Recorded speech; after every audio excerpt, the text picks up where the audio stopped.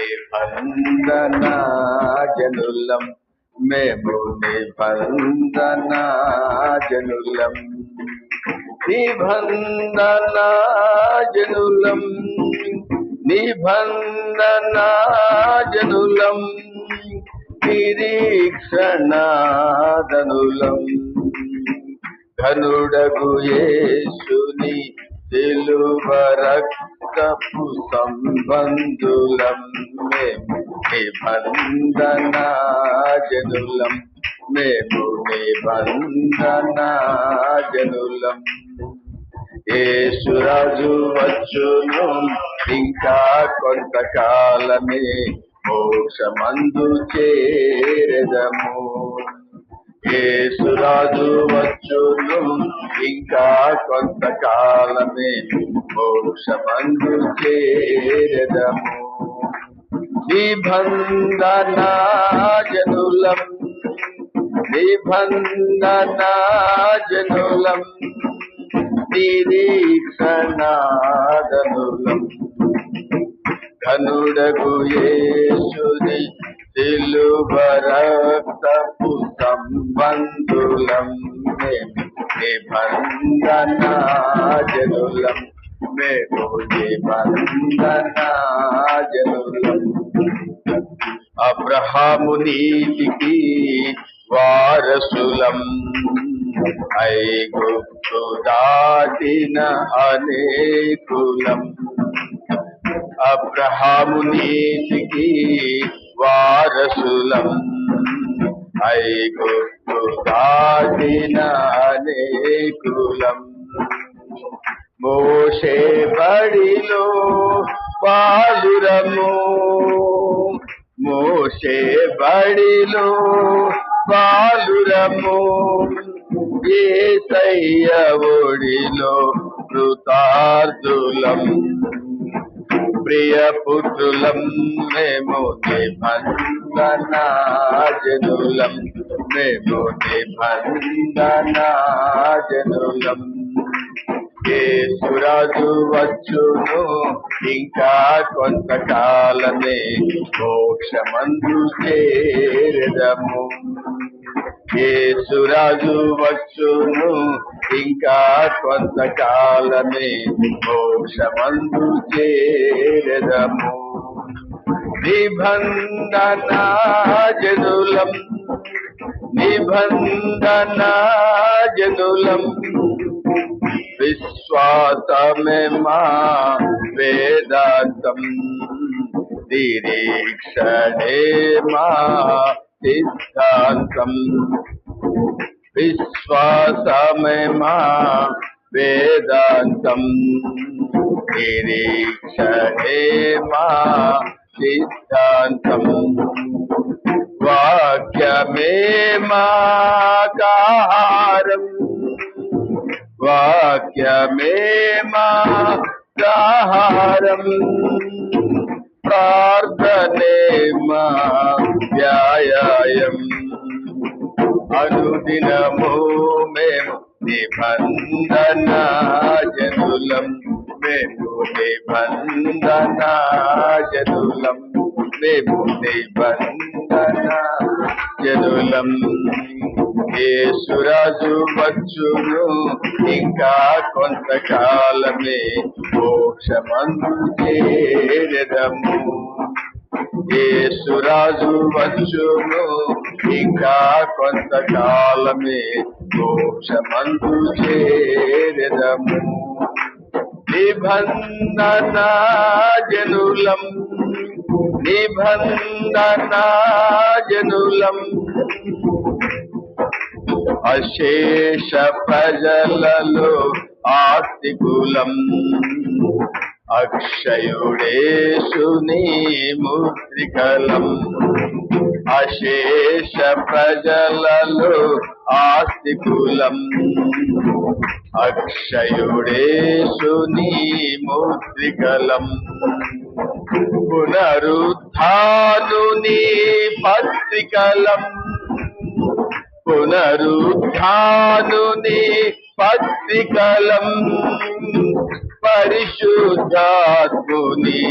గోత్రికులం యాత్రికులం మేము నిబంధన జనులం మేము నిబంధన జనులం మేము నిబంధన జనులం నిబంధన జనులం నిబంధన జనులం ఘనుడగు యేసుని సిలువ రక్త సంబంధులం మేము నిబంధన జనులం మేము నిబంధన జనులం మేము నిబంధన జనులం. హల్లెలూయా. Praise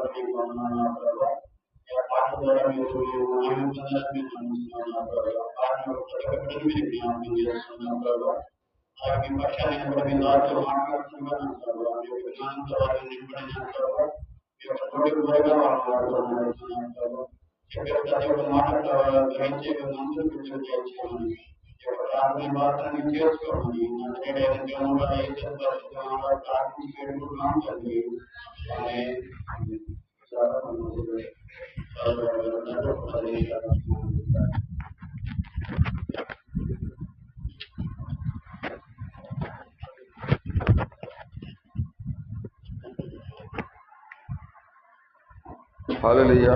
praise Lord. పిల్లరా, మరి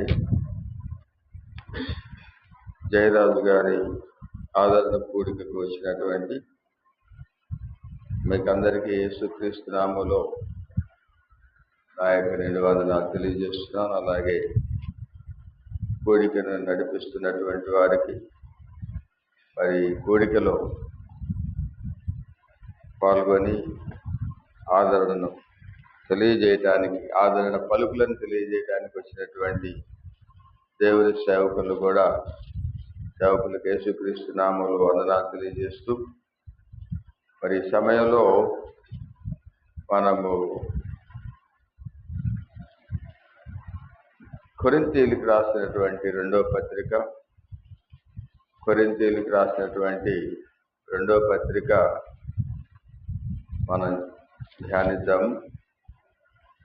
రెండో పత్రిక 5వ అధ్యాయం, మొదటి నుండి, భూమి మీద మన గుడారమైన ఈ నివాసము శిథిలమైపోయినను చేతి పని కాక దేవుని చేత కట్టబడినదియు నిత్యమైనదియునైన నివాసం పరలోకమందు మనకున్నదని ఎరుగుదము. మనము దిగంబరులము కాక వస్త్రము ధరించుకొని వారముగా కనబడదుము. కాబట్టి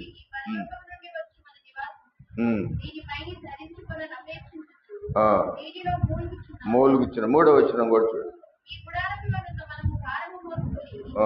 మూలుగుచ్చిన చాలు. చిన్న ప్రార్థన చేసుకుందాం. పరిశుద్ధుడు అయిన మా దేవ, పరలోకమందున్న మా ప్రభు, కొద్ది నిమిషాలు ఆదరణకర మాటలు పలకటానికి సహాయం దయచేయమని ఈ మనవులు ప్రభు యేసుక్రీస్తు నామములో అంగీకరించమని అడిగి వేడుకొచ్చున్నాము తండ్రి. ఆమేన్. పాస్టర్ జయరాజు గారు, నాకు సౌపాటి జయరావు గారు, మరి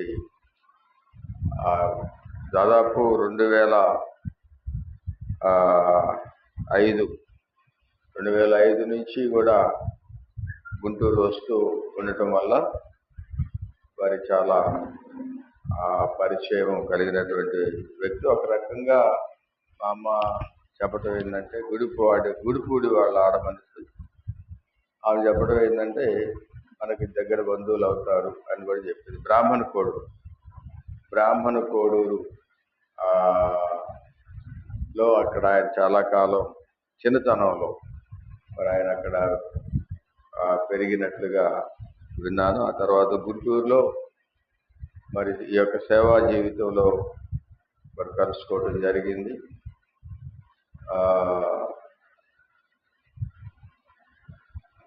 ఆయన చాలా ముందుగా ఆయన విషయం నాకు 2-3 నిమిషాలు చెప్పుకోవాలి. ఎందుకంటే మరి మంచి వాళ్ళు ఈ లోకాన్ని వదిలిపెట్టినప్పుడు వారిలో ఉన్న మంచితనం మనం చెప్పకుండా వాక్యంలోకి వెళ్ళటం భావ్యం కాదు. మరి జయరావు గారు మంచి విశ్వాసం,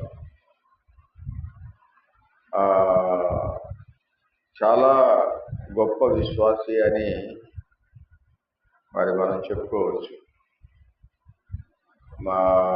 మీకు అందరికీ తెలుసు, ఇక్కడ ఉన్న వాళ్ళకు కూడా తెలుసు, పద్మ కూడా ఇక్కడికి 1-2 సార్లు వచ్చినట్టుంది. మొదటి బిడ్డ మగపిల్లవాడు పుట్టినప్పుడు హార్ట్ హోల్తో పుట్టాడు. హార్ట్ హోల్, గుండెలో హోల్తో పుట్టాడు. ఆ సమయంలో అంటే నేను విశ్వాసి అయినప్పటికీ, విశ్వాసి అంటే పాస్టర్లమైన మనం ఇతరులకి ధైర్యపరిచే మాటలు చెబుతాం, కానీ ఆ అనుభవం మనకు వచ్చినప్పుడు మాత్రం ధైర్యం. నేను సపోజ్ బబులుకి ప్రార్థన చేయకపోతే చాలా విశ్వాసంతో చేస్తా. అదే ఏదో నాకు కొంచెం అనారోగ్యంతో ఉన్నప్పుడు వేరే నా సొంత కుమారుడు అయితే కొంచెం విశ్వాసం సన్నగిలుతుంది. సొంత బిడ్డలు వచ్చినప్పటికి అప్పుడు మనం తప్పనిసరిగా వేరే పాస్టర్ గారులను మనం ఆశ్రయించాల్సింది. కాబట్టి ఆయన చాలా 7 నెలలు పోరాడాడు ఆ బిడ్డ కోసం. జయరాజు గారు 7 నెలల పాటు పోరాడాడు. వాళ్ళ అమ్మకి చాలా ధైర్యం చెప్పి, ఏం పర్లేదమ్మా, మరి తప్పనిసరిగా బిడ్డ బాగుపడతాడు అని ఆయన కూడా ఈ ఊరికి వచ్చిన తర్వాత అక్కడ ప్రార్థన చేయడమే కాకుండా ఇక్కడ ఊరికి వచ్చిన తర్వాత కూడా బిడ్డ కొరకు మరి ప్రార్థనలో వెనుగులాడాడు. ఏదేమైనప్పటికీ దేవుని చిత్తం, బిడ్డను తీసుకువెళ్ళటం దేవుని చిత్తం కనుక ఒక్కోసారి మనం ప్రార్థన చేసినా కూడా 8 రోజులు ప్రార్థన చేశారు. ఒక ఆయన, ఎవరు, జబ్బుతో పుట్టినటువంటి బిడ్డ కొరకు 8 రోజులు, దావీదు గారు. అయినా కూడా ఆ బిడ్డ బ్రతకల, చనిపోయాడు. ఇంక జయరావు గారు 7 నెలలు ప్రార్థన ద్వారా బ్రతికించాడు. అంత గొప్ప దావీదు గారు 8 రోజులు ప్రార్థన చేసాడు, 8వ రోజు ఆ బిడ్డ చనిపోయాడు. కాబట్టి ఆ మంచి ప్రార్థనా పరుడు, మంచి విశ్వాసం కలిగినటువంటి ప్రార్థనా పరుడు. మరి ఇక్కడ ఉన్నటువంటి వాళ్ళకు కూడా చాలా మంది స్వస్థత పడ్డారు. అనారోగ్యం వచ్చినప్పుడు చాలా మంది స్వస్థత పడ్డారు. నాకు ఏదైనా కొంచెం అనారోగ్యం వచ్చినప్పుడు పద్మ అంటది, వచ్చి అంకుల్ దగ్గరికి వచ్చి ప్రార్థన చేసుకో అంటది. అంటే యాక్చువల్గా నాకు ఏదైనా జ్వరం వస్తే నేను ప్రార్థన చేసుకుంటాను, ఆ జ్వరం అయిపోయే లోపే నాకు ఆ జ్వరం విడిచిపోద్ది. ఆ అనుభవం నాకుంది. అయినా పద్మ లేదు, వచ్చి అంకుల్ చేత ప్రార్థన చేయించుకో, ఇది 1 గంటకో 1:30కి వదులుతారు, ఆ టయానికి రా అని చెప్పినప్పుడు నేను కూడా అప్పుడప్పుడు వెళ్ళి ప్రార్థన చేయించుకుంటా ఉండేవాడిని. అంకుల్ గారి చేత ప్రార్థన చేయించుకుంటా ఉండేవాడిని. ఎందుకంటే మనకంటే పెద్దవాళ్ళు హస్తాలు మన మీద పడినప్పుడు అది మనకి దీవెన, మనకి ఆశీర్వాదం, దీవెన ఆశీర్వాదం. కాబట్టి అందుకని ప్రార్థన చేయించుకోవడానికి వెళ్ళాను. తర్వాత ఇంకొక విషయం ఏంటంటే, కొంచెం సంఘంలో టైం ప్రకారం జరగనట్టు మరి ఆయన అనుకున్నవి జరగకుండా కొంచెం నెగ్లజెంట్ కనపడితే చాలా ముక్కోపం ఆయన. వెంటనే ముఖ్యంగా మైక్ విషయంలో వీళ్ళని ఎన్నిసార్లు తిట్టాడు నాకు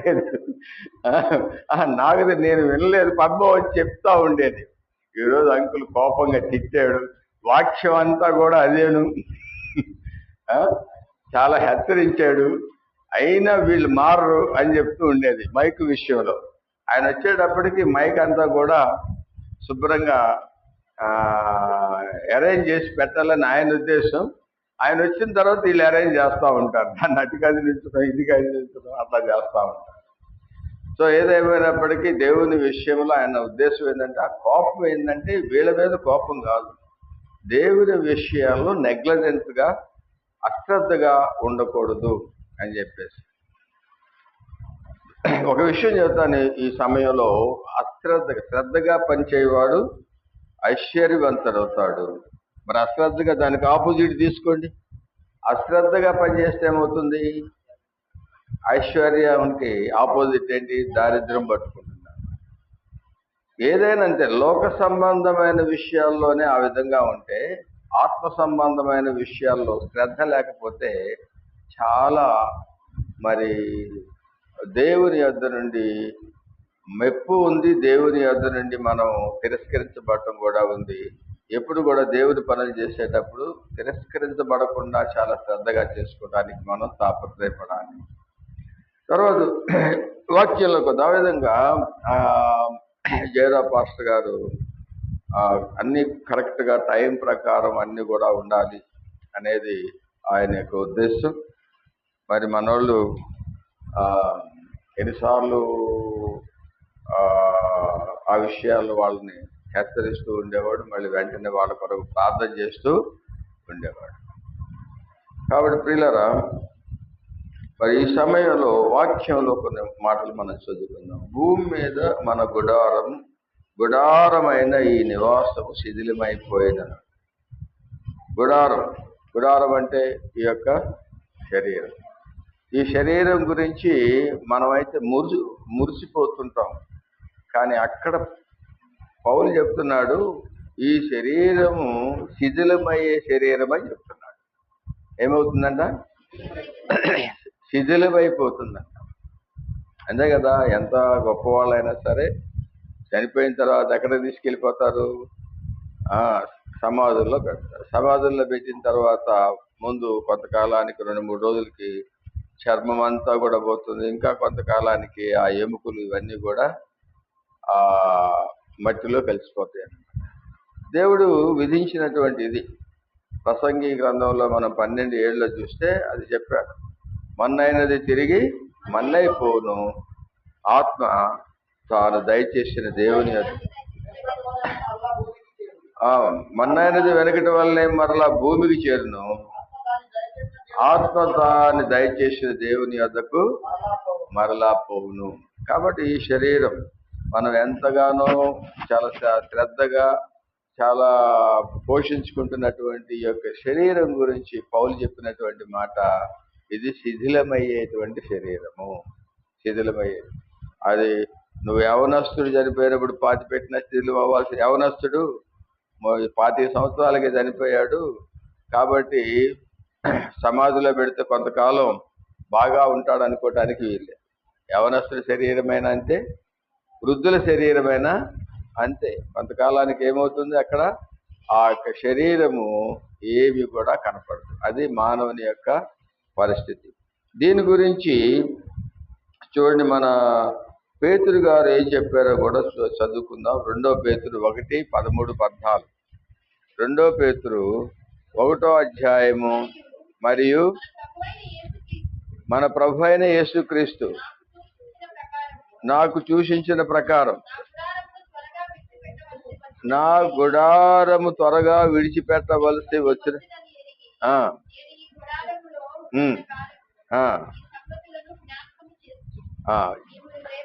చాలు 2 పేతురు 1వ అధ్యాయము 13-14 వచనాలు. కాబట్టి 2 పేతురు కదా నేను చెప్పాను. 2 పేతురు 1వ అధ్యాయము 13-14 చూద్దాం. మరియు మన ప్రభు అయిన యేసుక్రీస్తు నాకు సూచించిన ప్రకారము నా గుడారమును త్వరగా విడిచిపెట్టవలసి వచ్చినని ఎరిగి. ఇక్కడ పేతురు గారు చెప్తున్నాడు, తన మరణము సమీపించబడుతుంది అని చెప్తున్నాడు అన్నమాట. అంటే చాలా మంది దేవుని సేవకులు అయిన తర్వాత ఒక సత్యాన్ని మర్చిపోతారు. ఏంటంటే, మేము దేవుని సేవకులం గనక మరి మా యొక్క మరణం ఏదో సంథింగ్ స్పెషల్ అనేది ఉంటుందని చెప్పేసి. కానీ అదేమి కాదు. దేవుని సేవకులైనా ఎవరైనా సరే ఈ యొక్క గుడారాన్ని ఇక్కడి నుంచి, కాకపోతే దేవుని సేవకులకు ఉన్నటువంటి ప్రత్యేకత ఏంటంటే, ముందే దేవుడు తెలుపుతాడు. ముందే ఆయన పేతురు గారికి తెలియజేశాడు ఆ విషయాన్ని. మరియు మన ప్రభు అయిన యేసుక్రీస్తు నాకు సూచించిన ప్రకారము ముందే చెప్పాడు అన్నమాట. పేతురు, మరి నీ సమయం దగ్గర పడింది అని చెప్పేసి నువ్వు ఎందుకు చెప్తాడు? సేవకులకి ఎందుకు చెప్తాడు? సేవకులకి చెప్పే విధానం ఒకటి ఉంటుంది, రాజులకి చెప్పే విధానం ఒక ఆలోచన ప్రకారం చెప్తాడు దేవుడు. ఇట్లా ఒక్కొక్క వ్యక్తిని బట్టి ఒక్కొక్క రకంగా దేవుడు సూచనలు ఇస్తూ ఉంటాడు. ఇక్కడ పేతురుకి ఎందుకు చెప్పాడు అని అంటే, ధైర్యపరచడానికి. ఇదిగో నువ్వు ఈ యొక్క గుడారం, నువ్వు చాలా ఇక్కడ హింసలు పడుతున్నావు, చాలా ఇబ్బందులు పడుతున్నావు, ఏమి నువ్వు భయపడబాకు, దిగులు పడబాకు, నీవు ఇగో నా దగ్గరికి రాబోతున్నావు. నా గుడారము త్వరగా విడిచిపెట్టవలసి వచ్చినని ఎరిగి నేను ఈ గుడారములో ఉన్నంత కాలం ఈ సంగతులను జ్ఞాపకం చేసి మిమ్మును రేపుట న్యాయమని ఎంచుచున్నాను. కాబట్టి ఒక దేవుని యొక్క భక్తులు గుడారం విడిచిపెట్టట అనేటువంటిది దాని అర్థం ఏంటంటే, మనం దేవునితో ఉండబోవటం అన్నమాట. కాబట్టి దేవుని సేవకులు జేడా పాస్టర్ గారు ఆ గుడారాన్ని పోయిన సంవత్సరం ఇక్కడ విడిచిపెట్టాడు. ఇప్పుడు ఎక్కడున్నాడు? క్రీస్తుతో కూడా పరలోక రాజ్యంలో సకల సౌకర్యాలు అనుభవిస్తూ ఆయన అక్కడ నెమ్మది పొందుతున్నాడు. కాబట్టి ప్రియులారా, ఇందులో నేను చెప్పవచ్చేటువంటి మాట ఏంటంటే, మనకి సమయం 10 నిమిషాల్లో ముగించాలి కాబట్టి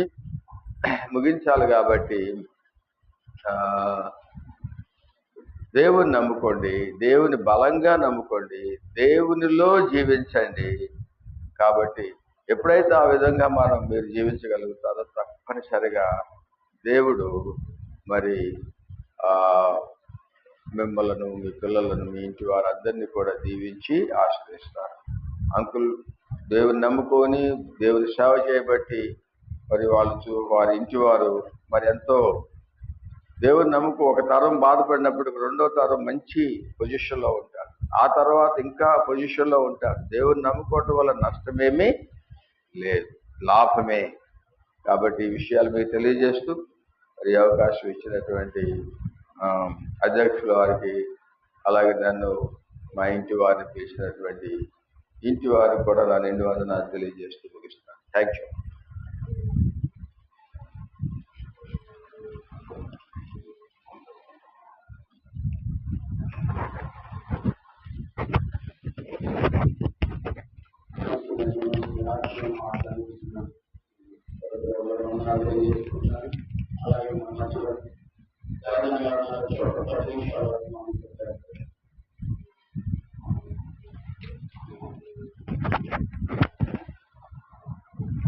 దేవుడి నామానికి మహిమ కలుగును గాక. ఈ యొక్క మధ్యాహ్న కాల సమయంలో దేవుడు మనకిచ్చినటువంటి సమయాన్ని బట్టి దేవుడికి వందనాలు. ఎందుకంటే మనము ఇక్కడ కూడుకున్నది వీళ్ళారా మనందరికీ తెలుసు, మనము దైవదాసులు. ఈ జ్ఞాపకార్థ కూడిన సంవత్సరం అయింది. ఆయన ఈ లోకాన్ని విడిచిపోయి మన మధ్యలో లేరు, కానీ దేవుడు సన్నిధిలో ఉన్నాడని మనం నమ్ముతూ ఉన్నాం. కాబట్టి మనం ఈ యొక్క మధ్యాహ్న కాల సమయంలో కొన్ని లేఖనాల నుంచి మనం తెలుసుకుందాం. ఎందుకంటే ఈ యొక్క లోకము ఎప్పుడైనా ఏ క్షణమైనా ఈ లోకాన్ని విడిచి వెళ్ళేవారమే ప్రతి ఒక్కరం. అవునా కాదా? ప్రతి ఒక్కరు ఈ లోకాన్ని విడిచి వెళ్ళాలి. అందుకే ఇందాక చదువుకున్నాం, ఈ గుడారము శిథిలమైపోయేదే. దేవుడి చేత కట్టబడిన ఈ గుడారము దేవుడి సన్నిధికి చేరాలి. కాబట్టి ఈ యొక్క మధ్యాహ్న కాలం, ఎందుకంటే సామెతల గ్రంథం అంటాడు చూడండి, సామెతల గ్రంథము 10వ అధ్యాయము, సామెతల గ్రంథము 10వ అధ్యాయము 7వ వచనం చదవండి. నీతిమంతుని జ్ఞాపకము చేసుకునుట ఆశీర్వాదకారమగును. ఏమంటున్నాడు? నీతిమంతుని జ్ఞాపకము చేసుకునుట ఆశీర్వాదకరం. పిల్లరా, నీతిమంతులు, ఈ లోకంలో నీతిమంతులు ఎవరు? ఈ లోకంలో నీతిమంతులు, దేవుడు చెప్పినట్లుగా నీతిమంతులు ఒక్కరు లేరన్నాడు. రోమిలకు రాసిన పత్రిక 3వ అధ్యాయం 10వ వచనంలో ఏమంటున్నాడు ఒకసారి చూడండి. రోమిలకు రాసిన పత్రిక 3వ అధ్యాయము 10వ వచనం. నీతిమంతుడు ఒక్కడునూ లేడు, అందరూ ఒక్కడునూ లేడు. చూసిన ఎప్పుడు మనం నీతిమంతులుగా తీర్చబడతామంటే దేవుని రక్తంలో కడగబడినప్పుడే నీతిమంతులుగా తీర్చబడతాం. ఈ లోకంలో ఎవరైనా ఈ లోకంలో చనిపోయినప్పుడు చూస్తాం, ఇంకా దేవునిలో ఉండరు, దేవుని యొక్క వాక్యానుసారంగా జీవించరు, దేవుడి మాటల ప్రకారంగా జీవించరు, దేవుడు అంటే అయిష్టంగా ఉంటారు. కానీ చనిపోగానే ఏమంటాం? వారిని నీతిమంతులుగా తీరుస్తూ ఉంటాం. అవునా కాదా? ఈ లోకంలో అతను ఎలాగుంది, దేవుడి సన్నిధికి రాని, దేవుడి సన్నిధికి రాకపోయినా, దేవుడు అంటే భయం లేకపోయినా, దేవుడు అంటే ఇష్టం లేకపోయినా, చనిపోగానే ఏమంటాము? నీతిమంతుడని అతనికి పేరుస్తాం. పిల్లరా, అలాంటిది కాదు. ఎందుకంటే దేవుడి దగ్గర నేర్చుకున్న దేవుడి నీతిమంతులు ఉన్నారు. ఎబ్రియులకు రాసిన పత్రిక 11లో నీతిమంతుల జాబితా రాసింది. ఎబ్రియులకు రాసిన 11లో జాబితా రాసిన పిల్లలు. ఎందుకంటే ఆ యొక్క నీతిమంతులు అనేది ఒక ప్రత్యేకించబడినటువంటి పదం. అదే కీర్తనల గ్రంథం 119 చూడండి ఏమంటాడు. త్వరగా మనం 10 నిమిషాలు ఉంది కాబట్టి 119వ దావీదు కీర్తనలో 137వ వచనం చూడండి. యెహోవా నీవు నీతిమంతుడవు, నీ న్యాయ విధులు యథార్థములు. యెహోవా నీతిమంతుడు, నీ న్యాయ విధులు ఎలాంటి? యథార్థవంతుడు. ఆయన నీతిమంతుడు, ఆయన నీతిమంతుడు. ఆయన ఎందుకంటే ఆయన సమస్తము ఎరిగిన దేవుడు, సమస్తము ఆయనకి అసాధ్యమైంది ఏమీ లేదు. ఆయన నీతి ఎంత గొప్పది. ఆయన నీతి వల్ల మనం జీవించగలుగుతున్నాం, ఆయన నీతి వల్ల మనం బ్రతకగలుగుతున్నాం ఈ లోకంలో. అలాంటి నీతిమంతుడిని మనం ఏ విధంగా తృణీకరిస్తున్నాం? ఎందుకంటే ఆయన లేఖనాల ప్రకారంగా జీవించాలి, ఆయన మాట ప్రకారంగా జీవించాలి. అదే లోకాసు వార్తలు కూడా అంటాడు చూడండి. లోకాసులో శతాధిపతి ఏమంటున్నాడు? దేవుడు యేసుప్రభు విషయంలో శతాధిపతి అంటున్న మాట ఏందో ఒకసారి చూడండి. లోకాసు వార్త 23వ అధ్యాయము 47వ వచనము. శతాధిపతి జరిగింది చూసి ఈ మనుషుడు నీతిమంతుడు అని అంటున్నాడు చూడండి. చూచి ఈ మనుషుడు నిజముగా నీతిమంతుడు. ఎందుకంటే యేసు ప్రభు వారిని సిలువేసినప్పుడు ఏంటంటే అతడు నీతిమంతుడుగా తీర్చబడ్డాడు. నీతిమంతుడు, ఈ నీతిమంతుడికి ఎందుకు నువ్వు ఏమన్నాడు?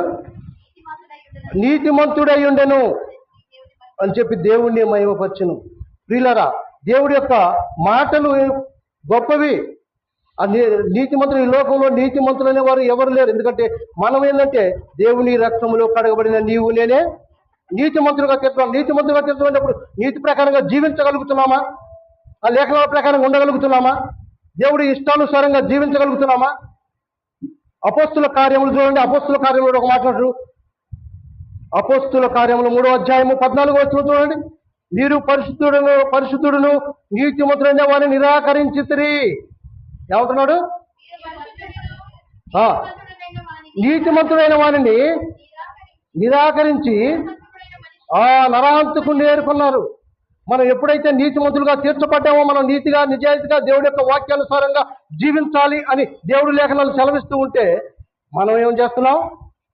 దేవుని అసహించుకుంటున్నాం, ఆ నీతిని మనం తోసివేస్తున్నాం.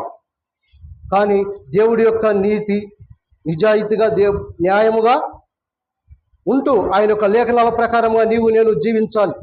ఎబ్రియులకు రాసిన పత్రికలు కూడా ఏబేలు ఉన్నాడు, ఏబేలు కయ్యూను ఉన్నాడు. ఆడ ఏ విధంగా మంచి అర్పణ అర్పించాడు ఏబేలు. అప్పుడు ఏ విధంగా దేవుడి చేత నీతిమంతుడుగా ఎంచబడ్డాడు, నీతిమంతుడుగా ఎంచబడ్డాడు. కాబట్టి అలాంటి నీతిమంతులుగా మనం ఉండాలని దేవుడు కోరుకుంటూ ఉన్నాడు. మనుషులే, మనలాంటి మనుషులే ఎందుకు ఆయన రక్తంలో కడగబడి ఆయన ఇష్టానుసారంగా జీవించేటప్పుడు మనం కూడా నీతిమంతులుగా మనం తీర్చబడుతూ ఉన్నాం. కాబట్టి ఆ నీతి ప్రకారంగా మనం జీవించేవారిగా ఉండాలి, ఆయన లేఖనాల ప్రకారంగా మనం జీవించేవారిగా ఉండాలి. అలా జీవించకుండా మన ఇష్టానుసారంగా జీవిస్తే దేవుడు ఊరుకోడు. అదే అంటాడు చూడండి. ఆదికాండం 7:1 ఏమన్నాడు? ఆదికాండం 7వ అధ్యాయం 1లో నోవహు గురించి ఏమంటున్నాడు? యెహోవా ఈ తరము వారిలో నీవే నా ఎదుట నీతిమంతుడిగా ఉన్నావు చూసినా ఈ తరము వారిలో ఏ విధంగా ఉన్నావు నీవు నేను ఈ తరములో, ఈ యొక్క తరములో నీవు నేను ఏ విధంగా ఒకసారి పరీక్షించుకుందాం. ఎందుకంటే దేవుడి యొక్క లేఖనాల ప్రకారంగా జీవించాలి. ఎందుకంటే మన దైవ జనులు కూడా ఏ విధంగా జీవించారు ఈ లోకంలో జీవించినంత కాలం, ఆయన యొక్క నీతిగా నిజాయితీగా దేవుడి యొక్క లేఖనాల ప్రకారంగా జీవిస్తూ మనల్ని హెచ్చరిస్తూ ఎన్నో విధాలుగా దేవుడి యొక్క లేఖనాలను ఎన్నో విధాలుగా మనల్ని మంచి మార్గంలో నడిపించాలని, దేవుడి కొరకై జీవించాలని ఎన్నో ఆ యొక్క భయంకరమైన పరిస్థితుల్లో ఉన్న నిన్ను నన్ను ఏ విధంగా నడిపించాడో మనకు తెలుసు ప్రియులారా. ఎందుకంటే అలాంటి నీతి మంత్రులని జ్ఞాపకం చేసుకోవాలి. అలాంటి నీతి జ్ఞాపకం చేసుకుంటా ఆశీర్వాదకరం. మరి ఆశీర్వాదకరం అంటే మనకి ఎలా ఆశీర్వాదం వస్తూ ఉంటాయి, ఎలా ఆశీర్వాదం పొందగలుగుతాం, ఎలా ఆశీర్వాదాలు మనకు వస్తాయి? కానంటే ఈ లోకంలో మనం అనుకుంటాము మనం ఎంతో నేను సంపాదించండి, దేవుడిచ్చిన ఆశీర్వాదం అండి, నాకు ఇదంతా దేవుడిచ్చిన ఆశీర్వాదం. ఓకే ఆశీర్వాదం, కానీ నువ్వు ఎలా నడుస్తున్నావు, నువ్వు ఎలా జీవిస్తున్నావు, ఏ విధంగా ఉన్నావు అనేది దేవుడి యొక్క లేఖనాలు మనల్ని హెచ్చరిస్తాయి. యెషయా గ్రంథం చూడండి, యెషయా గ్రంథం 57వ అధ్యాయము 12వ 1-2 వచనాలు చూడండి. యెషయా గ్రంథం 57వ అధ్యాయము 1-2 వచనాలు. నీతిమంతులు నశించో చూసి ఎవరినూ దానిని మనసులో ఉంచరు, భక్తులైన వారు తీసుకొని పోబడుతున్నారు, కీడు చూడకుండా కొనిపోబడుతున్నారు, ఎవరికి నీ తోచదు, వారు విశ్రాంతిలో ప్రవేశించుతున్నారు, వారు సూటిగానున్న మార్గంలో నడుస్తూ ఉన్నారు, వారు పడకల మీద ఉండి విశ్రమించుతున్నారు. చూసిన నీతి మంత్రులు చనిపోతే ఎవరు పట్టించుకోరు, ఎవరు చేయరు, కానీ దేవుడి యొక్క లేఖనాలు తెలియజేస్తూ ఉన్నాయి. నీతిమంతుడు ఏమంటున్నాడు, నీతిమంతుడు నశించుట చూసి ఎవరు అనుకోరు, కానీ దేవుణ్ణి కలిగి ఉన్న బిడ్డలు ఏ విధంగా ఆయన ఎంతగా జ్ఞాపకం చేసుకోవాలి. ఎందుకంటే ఆయన నీతిమంతుడు. ఎందుకంటే దేవుడి లేఖనాల ప్రకారంగా దేవుడి ఇష్టానుసారంగా జీవించినటువంటి వాడు. దేవుడి లేఖనాలు ఎంతో గొప్ప పిల్లారు. కాబట్టి ఆ లేఖనాల ప్రకారంగా నీవు నేను జీవిద్దాం.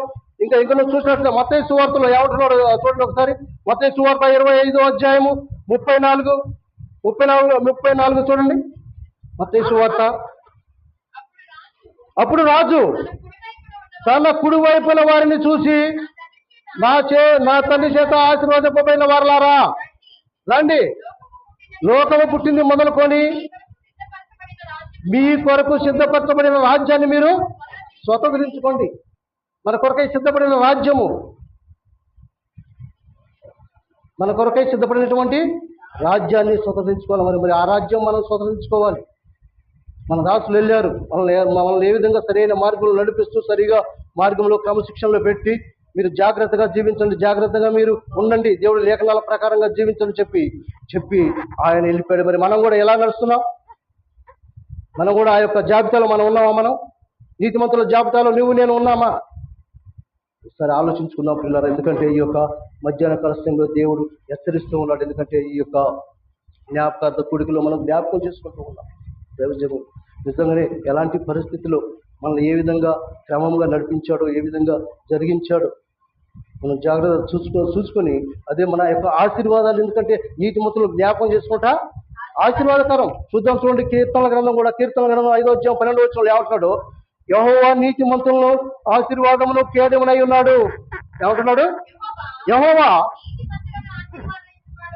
ఆశీర్వాదించువాడు నీవే, కేడముతో కప్పినట్లు నీవు మమ్మల్ని దయతో కప్పెదవు. చూసినా దేవుడి సన్నిధిలో ఉన్నప్పుడు, దేవుడి మాట విన్నప్పుడు, దేవుడికి లోబడ్డప్పుడు, దేవుడిని కలిగి ఉన్నప్పుడు ఆయన యొక్క రెక్కల చాటును మనం భద్రం చేస్తూ ఉంటాం. ఆయన రెక్కల చాటును మనం ఉంటూ ఉంటాం. కాబట్టి ఈ యొక్క మధ్యాహ్న కాల సమయంలో దేవుడు మనకి ఇచ్చినటువంటి ఈ గొప్ప సమయం. ఎందుకంటే నీతిమంతులు జ్ఞాపకం చేసుకుంటా ఆశీర్వాదకరం. కాబట్టి మనం కూడా ఆ నీతిమంతుడైన దేవుడు యేసు ప్రభువారిని, అలాగే మన నీతిమంతులు కొనిపోబడుతున్నారు. ఎందుకు కొనిపోబడుతున్నారు? ఈ లోకంలో భయంకర పరిస్థితులు వస్తున్నాయి కాబట్టి వీటిని చూడకుండా కొనిపోబడుతున్నారు అంటున్నాడు. మరి మనం కూడా అలాంటి భయంకరమైన పరిస్థితుల్లో ఉన్నాం. మనం కూడా జాగ్రత్తగా ఉంటూ, జాగ్రత్తగా మనం జీవిస్తూ ఈ లోకాన్ని మనం ముగించే వారిగా ఉండాలి. కాబట్టి ఈ యొక్క మధ్యాహ్న కాల సమయంలో ఇచ్చిన ఈ కొద్ది సమయాన్ని బట్టి దేవుడికి వందనాలు తెలియజేస్తూ ఈ కొద్ది మాట నేను ముగిస్తూ ఉన్నాను. తల వచ్చి కలుముకుంటే ప్రార్థన చేసుకున్నాం.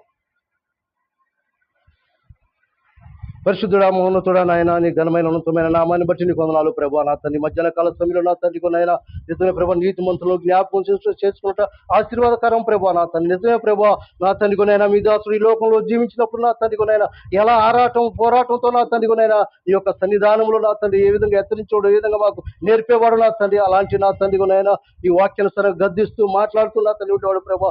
అలా నా తండ్రి మార్గంలో మేము కూడా నడవాలి ప్రభా. నడుస్తూ నిజంగానే ప్రభా ఆ యొక్క పరలోకానికి నా తండ్రి మేము కూడా వెళ్ళాలంటే నా తండ్రికి నాయన మీ దాసులు హెచ్చరించిన మాటల ప్రకారంగా మేము జీవించాలి. అలా జీవించే కృపను మాకును మమ్మల్ని ప్రతి ఒక్కరికి దయచేయండి ప్రభా. నా తండ్రి మేము అనుకుంటాం నా తండ్రికి నాయన నేను నీతిమంతులు యథార్థవంతులు నా తండ్రి లేదు ప్రభా.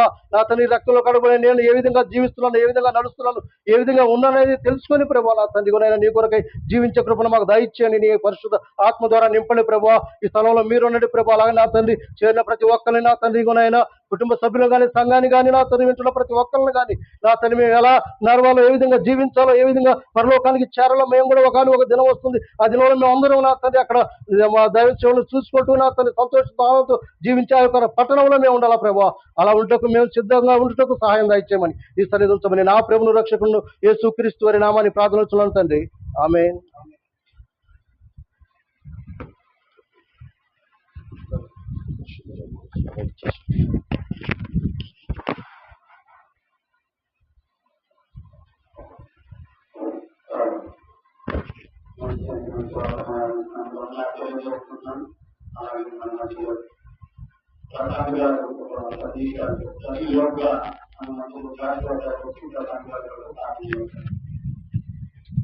కొంచెం ముందుకు అత్తగా కూర్చోండి.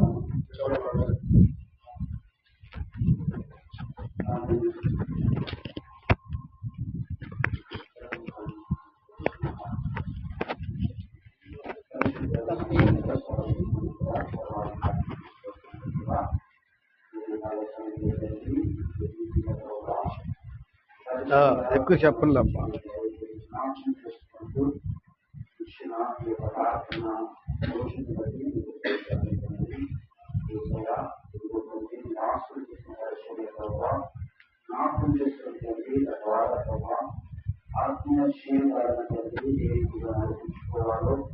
ఆత్మీయ జీవితానికి కావలసిన వర్తమానానికి రాష్ట్రం ద్వారా గ్రహించి నా మహిమాలను కార్యక్రమం ముందుకు కలిగిస్తున్నాను. యేసుక్రీస్తు వారి పరిశుద్ధమైన నామం చేత ప్రార్థించి అడుగుతున్నాను.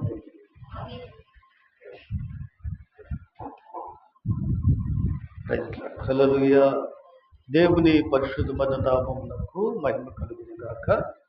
మరి ఈ దినమున మరి తండ్రి గారు జయరాజ్ గారు ఇంకా జ్ఞాపకం గ్రంథంగా గుడికి ఏర్పాటు చేసుకోవడం జరిగింది. మరి నన్ను ఆహ్వానించిన చౌపట్టి అబ్రహాం మిస్లీ గారికి, అదే రీతిగా గ్లోరీ గారికి, అదే రీతిగా మరి దైవజనులకు, అదే రీతిగా వేదికను అలంకరించిన దైవజనులందరికీ ప్రత్యేకమైన వందనాలు. మరి కొద్ది నిమిషాలు దేవుని మాటలు నేను మీకు జ్ఞాపకం చేస్తాను. మీరు చదవండి. సామెతల గ్రంథము 10వ అధ్యాయము 7వ వచనాన్ని మీరు చదివితే ఒక చక్కని మాట, నీతిమంతుని జ్ఞాపకం చేసుకున్న ఆశీర్వాదకరములు. గమనించండి ప్రియముల నిర్విళ్ళారా, గడిచిన కాలంలో మరి తండ్రి గారు జయరాజు గారు లోకాల నుండి విడిచి వెళ్ళటం బట్టి మరి కుటుంబ సభ్యులు మరి రీతిగా సంఘము మరి బంధువులు స్నేహితులు మరి దేవుని సాగుతుగా ఈ రీతిగా కూడి మరి జ్ఞాపకం చేసుకున్నట్టు అది ఎంతైనా మనకి మన కుటుంబాలకు గొప్ప ఆశీర్వాదం. బైబిల్ గ్రంథంలో ఒక మాటను నేను మీకు జ్ఞాపకం చేస్తాను, మీరు చదవండి. ఫిలిప్పీలకు రాసిన పత్రిక 2వ అధ్యాయము, ఎఫెసీయులకు రాసిన పత్రిక 2వ అధ్యాయము 1వ వచనంలో ఒక మాట ఉంది. ఆ మాటను మీకు జ్ఞాపకం చేస్తాను. మీ అపరాధముల చేతను మీ పాపముల చేతను మీరు చచ్చిన వారై ఉండగా ఆయన మిమ్ములను క్రీస్తుతో కూడా రక్షించును. చాలండి ప్రియమైన దేవుని బిడ్డలారా, చదవబడిన లేఖనాలలో మనం ఇక్కడ 2 మాటలు కనబడుతూ ఉన్నది. ఒకటి చనిపోయిన వారిని గురించి మాట్లాడుతూ ఉన్నాడు, రెండోది బ్రతికింపబడిన వారి గురించి మాట్లాడబడుతూ ఉన్నారు. అంటే వాక్యం సెలవిస్తూ ఉన్నది, అపోస్తుడైన పౌలు సంఘములో ఉన్న విశ్వాసులను గురించి ఒక చక్కని మాటను అక్కడ పొందుపరుస్తూ ఉన్నాడు. ఏమిటంటే, మీ అపరాధముల చేత, మీ పాపముల చేత మీరు చచ్చిన వారై ఉండగా ఆయన మిమ్ములను క్రీస్తుతో కూడా బ్రతికించారు అనే మాటను మనం జ్ఞాపకం చేసుకుంటున్నాం. అయితే మీరు గమనిస్తే ప్రియమైన బిడ్డలారా, ఈ లోకములో మరణం అనేది అందరికి కూడా ప్రాప్తిస్తూ ఉంటుంది. కీర్తనకారుడు అంటాడు, మరణమును చూడక బ్రతుకు నరుడు ఎవరు. ఒకనొక దినాను కూడా మనము కూడా ఈ లోకాల నుండి విడిచి వెళ్ళవలసింది.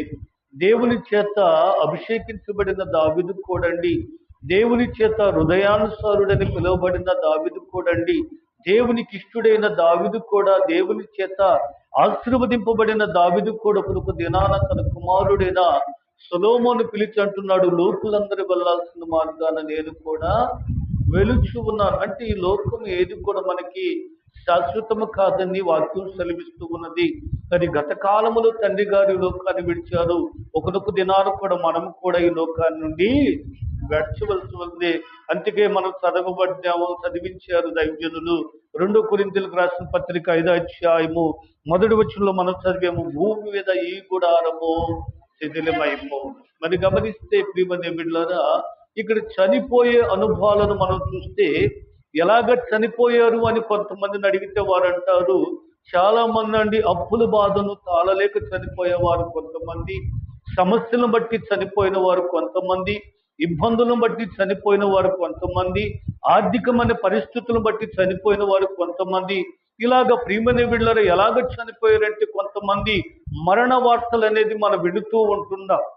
అయితే ఇక్కడ మనం చదువుతున్నాము, అపోస్తుడైన పౌలు అంటున్నాడు, మీ అపరాధముల చేత, మీ పాపముల చేత మీరు చచ్చిన వారై ఉండగా ఆయన మిమ్మలను క్రీస్తుతో కూడా బ్రతికించను. ప్రియమైన బిడ్డలారా, యేసు క్రీస్తు సశరీరుడిగా సంచరిస్తూ ఉన్న దినాలలో నుండి ఆయన 3 బ్రతికించాడు. చెప్పండి ఎంతమందిని?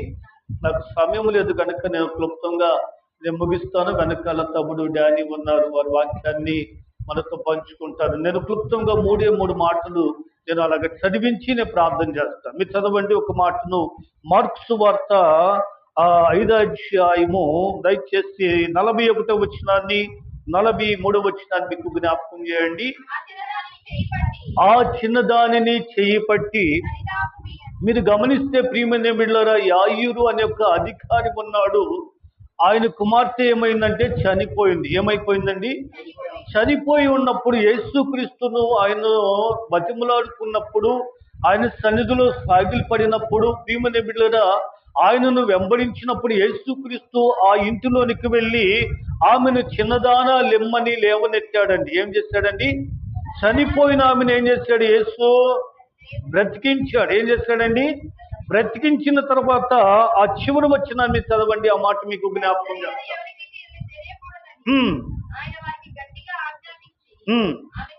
ఆమెకు మీరేం పెట్టాలంటే ఆహారం పెట్టుడి. చెప్పండి, ఏం పెట్టాలి? ఇప్పుడు చనిపోయిన ఆమెను యేసుక్రీస్తు ఏం చేశాడు? బ్రతికించబడిన ఆమెకేం కావాలి? ఆహారం కావాలని యేసుక్రీస్తు చెబుతూ ఉన్నాడు. అంటే యేసుక్రీస్తు కూడా పలుమార్లు అంటాడు, నేనే జీవాహారం అన్నాడు. అంటే దేవుడు వాక్యమును పోల్చిన అనుభవాలు మనం చూస్తూ ఉన్నాం. కనుక ప్రియమైన బిడ్డలారా, ఈ రోజు చనిపోయి బ్రతికింపబడిన ఆమెకి ఏం పెట్టబడిందంటే బలమైన ఆహారం పెట్టబడి ఉన్నట్లుగా ఈ రోజు మన జీవితాలలో, మన ఆత్మీయ జీవితాలకు ఏం కావాలంటే దేవుని అనే వాక్యం అనే ఆహారము కావాలి. కనుక ప్రియమైన బిడ్డలారా, దావీదు అంటాడండి 119వ కీర్తన 50వ వచనం మీరు చదవద్దండి, నీ వాక్యమే నన్ను బ్రతికిస్తూ ఉన్నది, బాధలలో ఇదే నాకు నెమ్మదిస్తుంది. అంటే వాక్యం మనల్ని ఏం చేస్తుంది? చెప్పండి, బ్రతికిస్తూ ఉంది. కనుక యేసుక్రీస్తు ఆమెను బ్రతికించిన తర్వాత, చనిపోయి ఆమెను బ్రతికింపబడిన తర్వాత యేసుక్రీస్తు చెప్పిన మొట్టమొదటి మాట ఏంటంటే ఆమెకి మీరు భోజనము పెట్టుడి. అంటే ఆమెకేం కావాలి? ఆహారము కావాలి. శారీరకముగా కాదు, కానీ ఆత్మీయంగా ప్రియమైన బిడ్డలారా బలపరచబడాలి అంటే, ఆత్మీయంగా నడిపించబడాలి అంటే, ఆత్మీయంగా దేవుని సన్నిధిలో ఎదగాలి అంటే, ఆత్మీయంగా దేవుని సన్నిధిలో వర్ధిలింపబడాలి అంటే మనకేం కావాలంటే మన ఆత్మీయ జీవితానికి వాక్యం అనే ఆహారము కావాలి. రెండో మాట మీకు జ్ఞాపకం చేస్తాం, మీరు చదవండి. లూకాసు సువార్త 7వ అధ్యాయము దయచేసి 12వ వచనం నుండి 15వ వచనం మీరు చదవండి. చివరి వచనం చాలండి.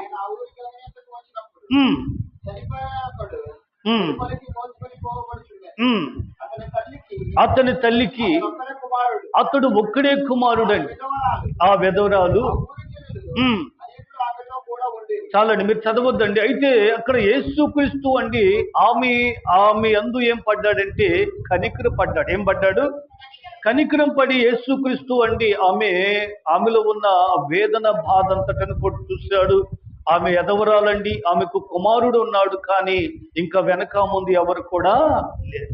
ఆమెకు ఒకే ఒక బాధ ఏంటంటే, ఈ వయసులో నాకు తోడుగా ఉంటాడేమో, నాకు అక్కరగా ఉంటాడేమో, నన్ను పోషించేవాడిగా ఉంటాడేమో, నన్ను ఆదరించేవాడిగా ఉంటాడేమో, నన్ను బలపరిచేవాడిగా ఉంటాడు అనుకుంటే, ఇప్పుడు నా కళ్ళ ముందు నా కుమారుడు ఏమైపోయాడు?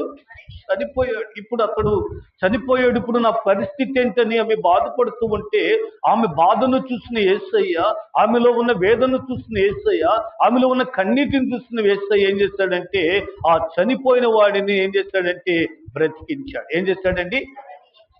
బతికించిన తర్వాత మీరు చదవండి, 15వ వచనం నేను మీకు జ్ఞాపకం చేస్తాను. ఆ చనిపోయిన వాడు లేచి కూర్చుని ఏం చేస్తూ ఉన్నాడు? మాట్లాడుచూ ఉన్నాడు. ఏం చేస్తూ ఉన్నాడు?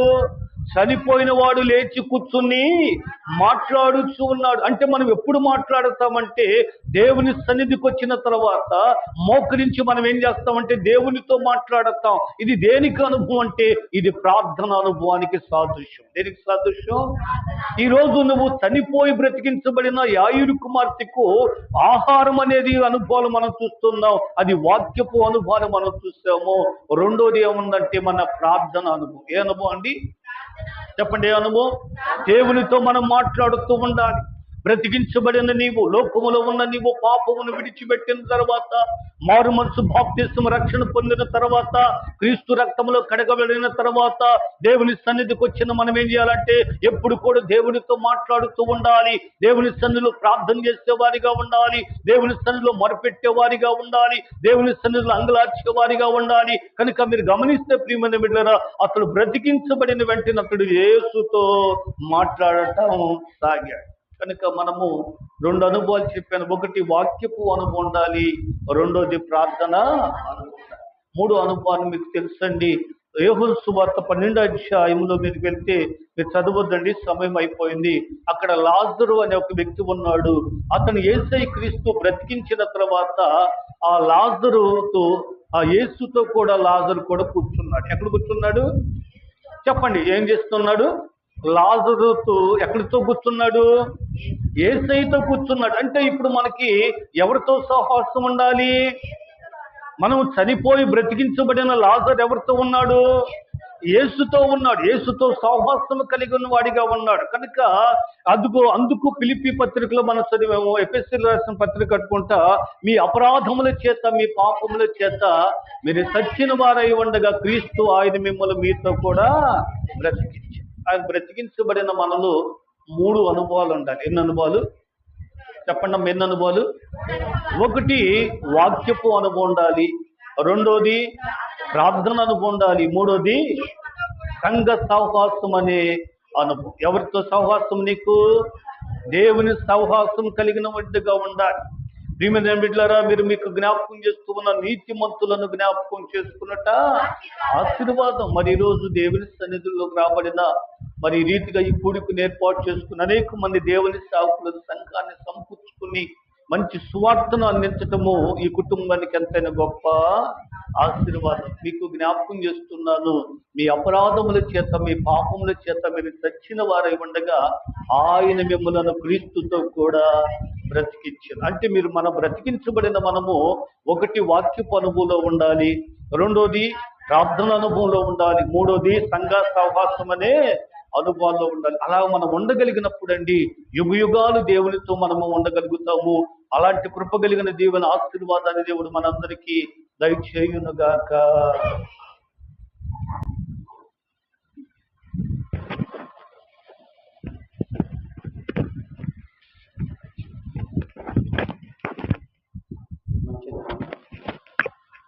ఆత్మీయ మాటలు అందించిన ప్రశాంత్ గారికి వందనాలు తెలియజేసుకుంటున్నాను.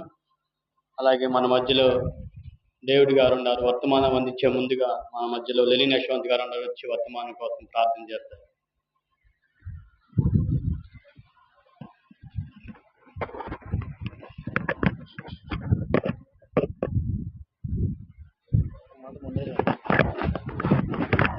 పరిశుద్ధ ప్రేమ గల తండ్రి, మీ నామాన్ని తీసుకున్నాను ప్రభావ. ప్రభా, ఈరోజు దైవజనుడైన జయరావు పాస్టర్ గారిని నేను జ్ఞాపకార్థంగా గుర్తు చేసుకుంటున్నాం ప్రభావ. నన్ను చనిపోయి మమ్మల్ని విడిచిపోయి సంవత్సరం అవుతుంది ప్రభావ. ఈ దినాన ప్రభావ నేను తనకి జ్ఞాపకం చేసుకుంటున్నాం ప్రభావ. మీరు ఇక్కడ ఉండండి ప్రభావ, ఈ ఆరాధనలో మీరు తోడైండండి ప్రభావ. ఎంతో మంది ప్రభావ జయరావు గారి గురించి చెప్పారు ప్రభావ. తన ప్రభావ ఎంతో గొప్ప దైవజనుడు ప్రభావ. అటువంటి దైవజనుడిని కోల్పోవటం ప్రభావ మాకెంతో బాధాకరం ప్రభావ. కానీ ప్రభావ అటువంటి జ్ఞానాన్ని ప్రభావ మీరు మాకు దయచేయండి. వాక్యం చెప్పుచున్న వారికి మీరు తోడేయండి ప్రభావ. వాక్యం చెప్పేవారు ప్రభావ మంచిగా మాకు వాక్యం చెప్పి తన గురించి అలాగే ఇంకా ఎన్నో సంగతులు మాతో పంచుకునేలాగా చేయండి ప్రభావ. నీతిమంతులను జ్ఞాపకం చేసుకుంటా ప్రభావ ఆశీర్వాదకరం అని మీరు అన్నారు ప్రభావ. ఈ రోజు ప్రభావ మేము జయరావు గారిని మేము జ్ఞాపకం చేసుకుంటున్నాం ప్రభావ. అది మాకు ఆశీర్వాదకరంగా ఉండేలాగా సహాయం దయచేయమని ప్రార్థన మీ పాదాలన్నీ చేర్చుకోమని నజరుడైన యేసుక్రీస్తు నామంలో అడిగి వేడుకొని ప్రార్థిస్తున్నాం తండ్రి, ఆమేన్.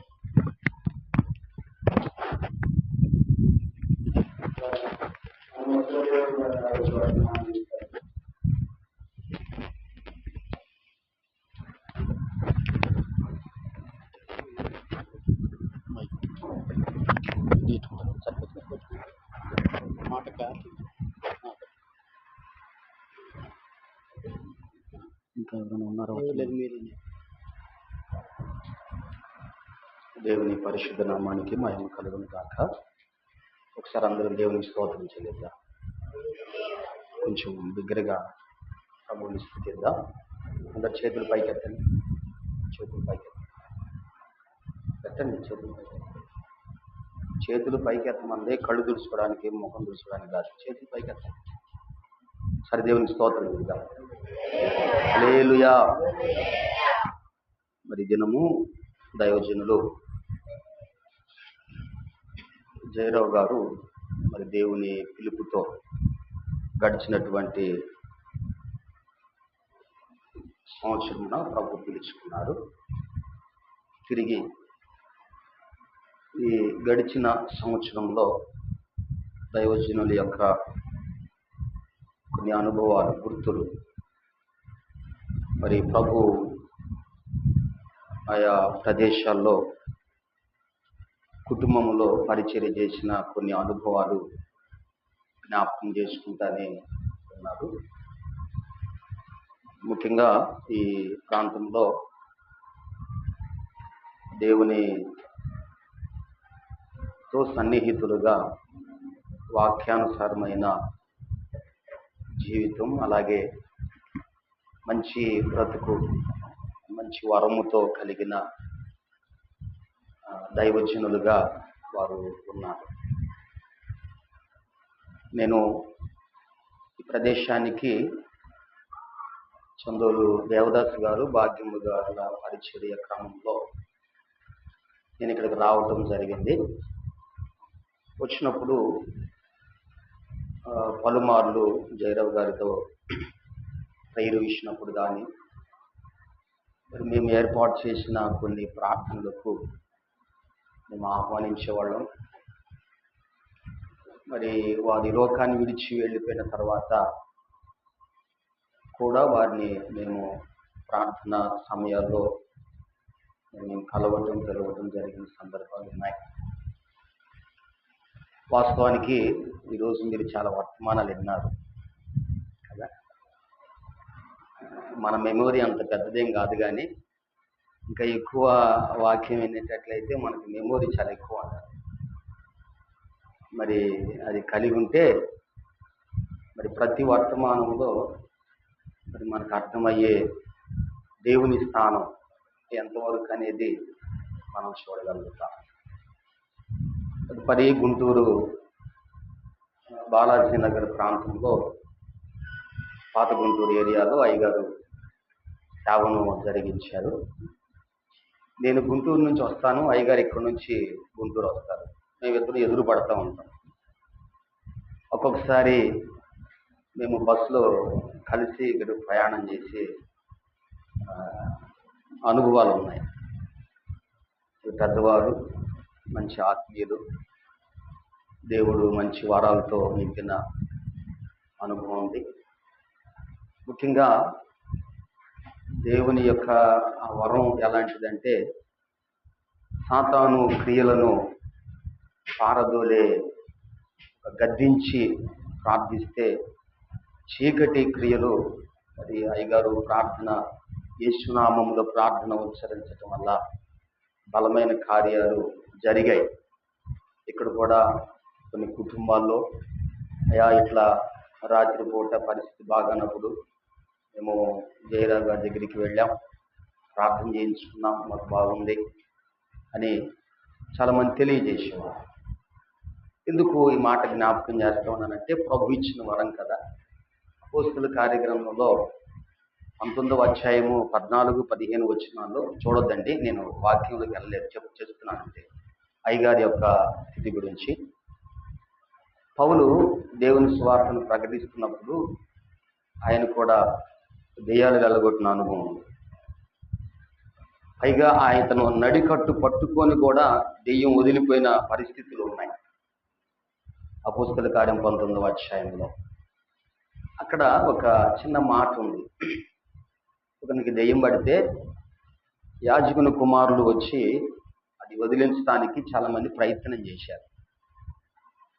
ప్రయత్నం చేస్తా యేసునామములోనే వాళ్ళు ప్రార్థన చేస్తున్నారు, యేసునామములోనే పో అని చెప్పి వారు అడుగుతూ ఉన్నారు, గద్దిస్తున్నారు. కానీ పట్టినటువంటి వానిలో నుంచి ఆ చీకటి మాట్లాడుతుంది. ఏమనంటే యేసయ్య తెలుసు నాకు, పౌలు కూడా తెలుసు, మీరెవరో నాకు తెలియదు. అర్థమైందా ఈ మాట? వాళ్ళు ఎవరో కాదు, యాజకులు కుమారులే. ఆ ప్రేయర్ చేసి వదిలిద్దామని ప్రయత్నం చేసింది కూడా యాజక తత్వంలో ఉన్నటువంటి వారే. కానీ ఇక్కడ చీకటి చెబుతున్న సమాధానం ఏంటంటే నాకు యేసయ్య తెలుసు, పౌలు కూడా తెలుసు, కానీ మీరెవరో నాకు. మీరు కనుక ఇంకా ముందు ప్రయత్నం చేస్తే మీకు పరిస్థితులు బాగా వనంగానే వాళ్ళు పారిపోయారు అక్కడి నుంచి భయపడే. ఇలాంటి సందర్భాలు ఒక యాజకునికి ఈ దినాల్లో ఎదురైతే ఒక పారిపోయే చావకుడిగా కాకుండా జయరాజు గారి లాగా నిలబడి దానిని గద్దించి యేసునామములో కార్యం చేసే యాజక తత్వం మనకు కలిగి ఉండాలి. దేవుని స్తోత్రం. ఆయన సాక్షి జీవితంలో మంచి అనుభవాలు ఉన్నాయి. ఇంతవరకు సంగతులు కానీ వారి వద్ద ఎదిగిన సహోదరులు మరి ఇక్కడ ఉన్నారు, వారు తెలియజేశారు. మరి దేవుని యొక్క వాక్యాన్ని కూడా మనము నీతిమంతులనే పదము గురించి మనము వింటూ వచ్చాం. కామన్గా క్రైస్తవ కుటుంబంలో ఎవరన్నా ఈ లోకాన్ని విడిచి వెళ్ళిపోయినప్పుడు మనం గుర్తు చేసుకునే వాక్యాలు ప్రసంగి, కీర్తన, కొరింథీయులకు పత్రిక, సామెతల గ్రంథాలు, ఇవి మనం చూస్తూ ఉంటాం. మరణం అనేది అందరికి వస్తుంది. యాజకుడైనా యాజకుడు కాకపోయినా మరణం అందరికి వస్తుంది. రెండోది, మరణిస్తేనే రెండవ మరణాన్ని తప్పించుకొని దేవునితో కలిసే అవకాశాన్ని దేవుడు ఇస్తాడు. అది ఎప్పుడంటే ఈ శరీర మరణం కలిగిన తర్వాత. అది అయితేనే పరలోకములో జరిగే సంగతులు మనం చూడగలుగుతాం.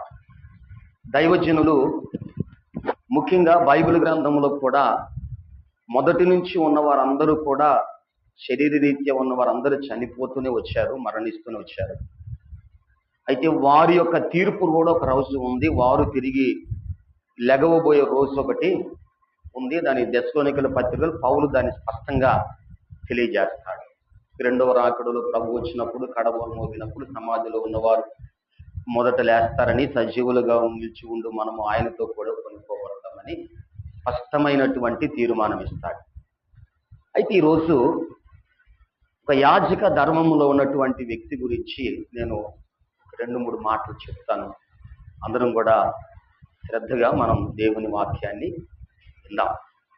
పరమా జీవము నాకు నీవా, తిరిగి లేచెను నాతో నుండా.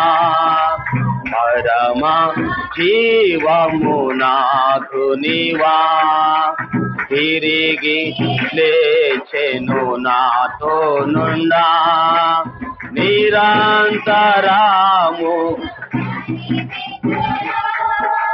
మరల వచ్చి ఎత్తుకొని పోవును. నిరంతరము నన్ను అందరూ పాడదాం.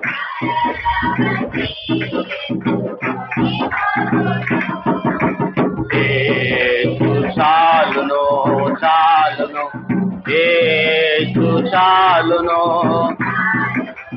ఏ సమయమైనా ఏ స్థితికైనా నా జీవితము యేసు చాలును. నరులెల్లరూ నన్ను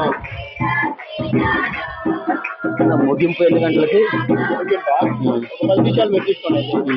తర్వాత విడాచినాను శరీరము హరించిన నా ఐశ్వర్యము విరోధి వాలే నన్ను విడాచినాను. హరించిన నా విరోధి వాలే నన్ను విడాచినాను. యేసు చాలును.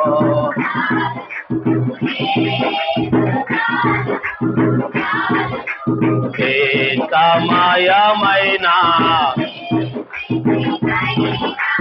నా జీవితములు యేసు చాలును. దేవుని యొక్క వాక్యము యెహోషువ గ్రంథం 24వ అధ్యాయము 33వ వచనాన్ని మనం వాక్యాలను లేఖనంలోనికి వెళ్దాం. ఎవరైనా ఒకరు చదవండి, అందరికీ అర్థమయ్యేటువంటి రీతిలో. అహరోను కుమారుడైన ఏలియాజరు మృతి నొందినప్పుడు ఎఫ్రాయిమీల మన్య ప్రదేశములో అతని కుమారుడైనటువంటి ఫినెహాసు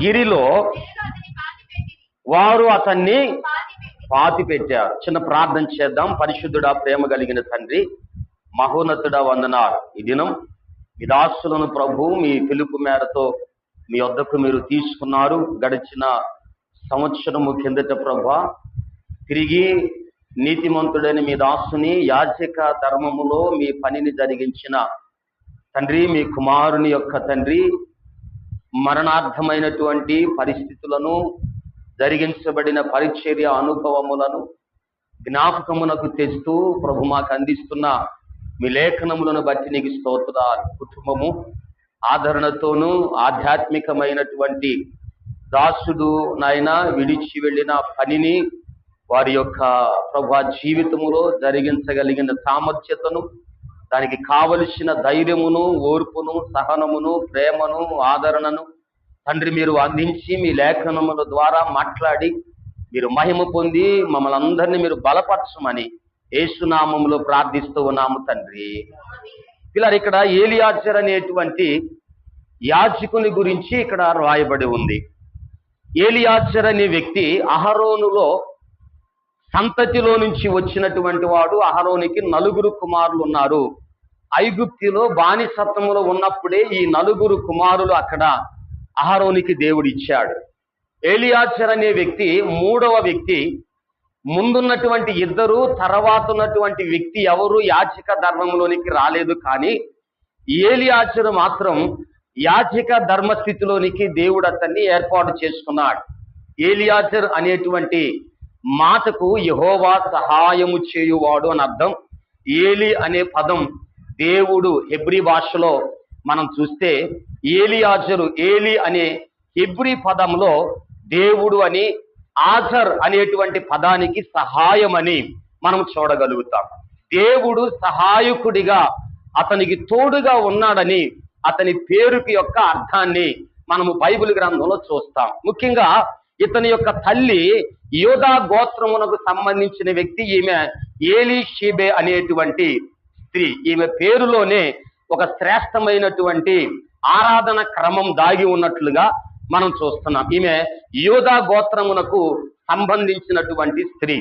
అయితే ఐగుప్తిలో వీరు ఉన్నప్పుడు ఇతను అక్కడ జన్మించబడిన తర్వాత అహరోనును దేవుడు తన యొక్క యాచక ధర్మములోనికి పిలుచుకున్నప్పుడు మోషే తనకు సహకారిగా ఉంటూ ప్రజలను దైవత్వములోనికి నడిపించే బాధ్యతనిచ్చినటువంటి అహరోనుతో దేవుడు మాట్లాడుతూ ఉన్నప్పుడు, ఆ మాట్లాడిన దేవుని పనిని జరిగిస్తూ ఉన్నప్పుడు అహరోనుకున్నటువంటి నలుగురులో ముగ్గురు వాళ్ళు అంతగా మనస్సున పెట్టలేదు. కానీ ఈ ఏలియాజర్ అనేటువంటి వ్యక్తి అయితే అహరోనుతో నిత్యము ఎక్కడంటే అక్కడ ఉండేవాడు. దేవునికి స్తోత్రం చెల్లిద్దాం.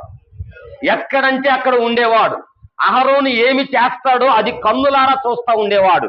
దేవునికి ఎలా ధూపం వేయాలో, ఎలా ప్రార్థన చెయ్యాలో, ఎలా ఆరాధన చెయ్యాలో, ప్రజలకు ఎలాగునైతే దేవుని యొక్క మాటలను తెలియజేసే మోసే విధానము ఏ రీతిగా ఉంటుందో గ్రహించుకుంటూ చిన్నతనములోనే ఏలియాజరు ఐగుప్తిలో పెరిగినటువంటి అనుభవం అతనికి ఉంది. ఐగుప్తి నుంచి దేవుడు ప్రజలను పిలుచుకున్న తర్వాత 40 సంవత్సరాలు పిల్లరా అహరోను దేవుని యాజక ధర్మాన్ని చేశాడు. 40వ సంవత్సరం చివరిలో సంఖ్యాకాండంలో మనం చూస్తే అహరోను చనిపోతున్నప్పుడు మోషే, ఏలియాజరు ఇద్దరు తీసుకెళ్లి ఒక కొండ మీద అతన్ని ఉంచినప్పుడు దేవుడు అతనితో మాట్లాడితే, అయ్యా నా కుమారుడైన ఏలియాజరుకి దేవుడి బాధ్యతను ఇవ్వమన్నాడని దేవుడు నాతో చెప్పాడు, నా మరణ దినాలు వచ్చాయి అని చెప్పి అహరోను చెప్పినప్పుడు మోషే, అహరోను, ఏలియాజరు ఎత్తైనటువంటి కొండ ప్రదేశానికి వెళ్తారు. అక్కడ అహరోను చనిపోతాడు. అహరోను అక్కడే కొండ మీద అతన్ని పాతి పెడతారు. మోషే, ఏలియాజరు కలిసి మరలా తిరిగి వస్తారు. ఏలియాజరు తిరిగి వచ్చే సమయానికి వీరు కానానులో అడుగు పెడతారు. అహరోను చేసిన 40 సంవత్సరాల పనిలో లాస్ట్ సంవత్సరం ఏలియాజర్ని అభిషేకిస్తారు. పిల్లరా ఈ యొక్క ఏలియాజరు జీవించినంత కాలములో ఇతను కూడా మాక్సిమం 30 సంవత్సరాల యాజక ధర్మాన్ని కానానులో ఇశ్రాయేలు ప్రజలకు దేవుని పని చేసిన వ్యక్తిగా ఏలియాజరు ఉన్నాడు. ఇది ఇతని యొక్క పరిచర్య వ్యవధిలో ఉన్నటువంటి దేవుని యొక్క ఏర్పాటు. దేవునికి స్తోత్రం చెల్లిద్దాం. చిన్నతనము నుంచి నేర్చుకున్న అనుభవాలు, మొదటి నుంచి దేవుని యొక్క బలిని గాని, ధూపము గాని, దేవునితో మాట్లాడే విధానం కానీ తాను చూసి నేర్చుకున్నటువంటి అనుభవాలు ఎక్కడవి ఉపయోగకరంగా ఉన్నాయంటే అహరోను వారిని, ఏలియాజర్ని అభిషేకించిన తర్వాత కానానులోనికి వెళ్ళినప్పుడు అక్కడ ఏ రీతిగా ప్రజలకు దేవుణ్ణి ఎత్తి చూపించాలో, మందిరపు అనుభవంలో ప్రత్యక్ష గుడారములో ఎలా పరిచర్య చేయించబడే వ్యక్తిగా ఉండాలో ఇతనికి మొదటి నుంచి తెలుసు గనక 30 సంవత్సరాల యాజక ధర్మాన్ని ఏలియాజరు చాలా చక్కగా, నీతిగా, యథార్థంగా, మంచిగా జరిగించినట్లుగా వాక్యములో మనం చూస్తాం. ఈ జరిగించబడినటువంటి క్రమములో ఈ ఏలియాజరు ఎలా యాజక ధర్మాన్ని కొనసాగించాడు? యాజక ధర్మం కొనసాగించడం అంటే అది సామాన్యమైన పని కాదు. మామూలుగా ఒక ఆఫీస్కి వెళ్ళి వర్క్ చేసి తిరిగి ఇంటికి వచ్చే అంత ఈజీ పని అయితే చెప్పాలి కాదు. ఏలియాజరు యాజక ధర్మం చేయాలంటే అది చేయటానికి మొదట అతనికి దేవుడు అర్హతనివ్వాలి, అనగా పిలుపునివ్వాలి. పిలుపు లేకుండా, అర్హత లేకుండా యాజక ధర్మం చేయటం వల్ల కానే కాదు. ప్రయత్నము చేసి జ్ఞానముతో, ధనముతో, పనితీరుతో చేసిన దేవుడు పిలుచుకున్న వాని పని, సొంతగా చేసేవాని పని చాలా వ్యత్యాసం కనపడిద్ది. చాలా వ్యత్యాసం కనబడిద్ది. అది విశ్వాసులు గమనిస్తూ ఉంటారు. దేవునికి స్తోత్రం. ఇతడు సంపూర్ణ అనుభవంలోకి వచ్చాడు. పిల్లరా సేవకులు ఈరోజు దేవుని పిలుపుతో గత సంవత్సరమున పిలుచుకున్న సేవకులు సంపూర్ణ అనుభవంలోనికి వచ్చినప్పుడు ఆయన ఏలియాజరు వలె ఎలా పరిచర్యని చేశాడో అలాగున దేవుని పనిని చక్కగా విశ్వాసముతో పిల్లర మోసి జరిగించిన అనుభవము దైవజనుల్లో మనం చూస్తా ఉన్నాం. చదవండి, బైబిల్ గ్రంథములో ఒక మాట మనం జ్ఞాపకం చేసుకుందాం. కొలస్సీలకు రాసిన పత్రిక 3వ అధ్యాయము 23వ వచనము. త్వరగా, ప్రభు వలన స్వాస్థ్యము ఏంటంటండి? అది స్వాస్థ్యమును అనగేంటి? పరిచర్య స్వాస్థ్యము, సేవ చేసే స్వాస్థ్యము ఎవరి ద్వారా అంట? ప్రభు వలన పొందుకుంటేనే. నీ సొంత క్రియేటివిటీతో దేవుని యొక్క పని చేయటానికి వెళ్ళినా ఇలా సంపూర్ణత చెయ్యలేనటువంటి పరిస్థితులు వస్తాయి. అప్పుడు నీవు జరిగించినటువంటిది ఎక్కడ కూడా అది లెక్కలోనికి రానే రాదు. కొలస్సీ సంఘములో పరిచర్య ధర్మాన్ని కొనసాగించడానికి ఏర్పాటు చేయబడుతున్న కొందరి సహోదరుల మధ్య దైవజనుడు నిలబడినప్పుడు ఆ సంఘ క్రమాన్ని నడిపించిన క్రమాన్ని చూస్తే అది ఎలాగుండాలి అని అంటే, దేవుడంతా పిలిస్తేనే. కంప్లీట్ చేయండి వచనాన్ని. ప్రభు వలన స్వాస్థ్యమును ప్రతిఫలముగా పొందుదుమని ఎరుగుదుము. ఇలా ఈరోజు ప్రతిఫలము యొక్క స్వాస్థ్యము, ఆ స్వాస్థ్యము ఏమిటి అంటే, నా తండ్రి చనిపోతే నాకు వచ్చే ఇల్లు పొలం కాదు స్వాస్థ్యం అంటే. ఈ స్వాస్థ్యం భౌతిక సంబంధమైన దాన్ని చూపించదు. ఇది పరిచర్య స్వాస్థ్యము. పరిచర్య స్వాస్థ్యం. ఈ పరిచర్య స్వాస్థ్యములో పైగా నేను నా వెనకమాలున్న ఇంటి వారు స్వాస్థ్యములో ఉన్నాను, లేదంటే నేను కూడా అదే మార్గంలో వెళ్తాను అనే థాట్లో ఉంటే అక్కడ దేవుడు స్వాస్థ్యము ఇస్తేనే అక్కడ నిలబడాలి. గుర్తుపెట్టుకోవాలి. మొదటి అనుభవము, నేను యాజకుని కుమారుణ్ణి అని చెప్పి ఏలియాజరు డైరెక్ట్గా యాజకుడు అవలా. అహరోనుతో దేవుడు మాట్లాడాడు, నీ కుమారులో ఉన్న ఏలియాజరుని అభిషేకించి రాబోతున్న ఇశ్రాయేలీలకి 2వ యాజకునిగా నువ్వు సిద్ధపరుచు అని చెప్పాడు. దేవునికి స్తోత్రం చెల్లిద్దాం. సిద్ధపరుచు అన్నప్పుడు మోషేని పిలిచి అహరోను డిస్కషన్ చేశాడు.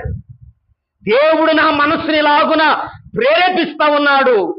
ఏంటి అని అంటే, అప్పుడు ఎత్తైన స్థలమునికి వెళ్తే అక్కడ అభిషేకించి తండ్రి చనిపోతే అక్కడే పాతి పెట్టి తిరిగి వచ్చాడు.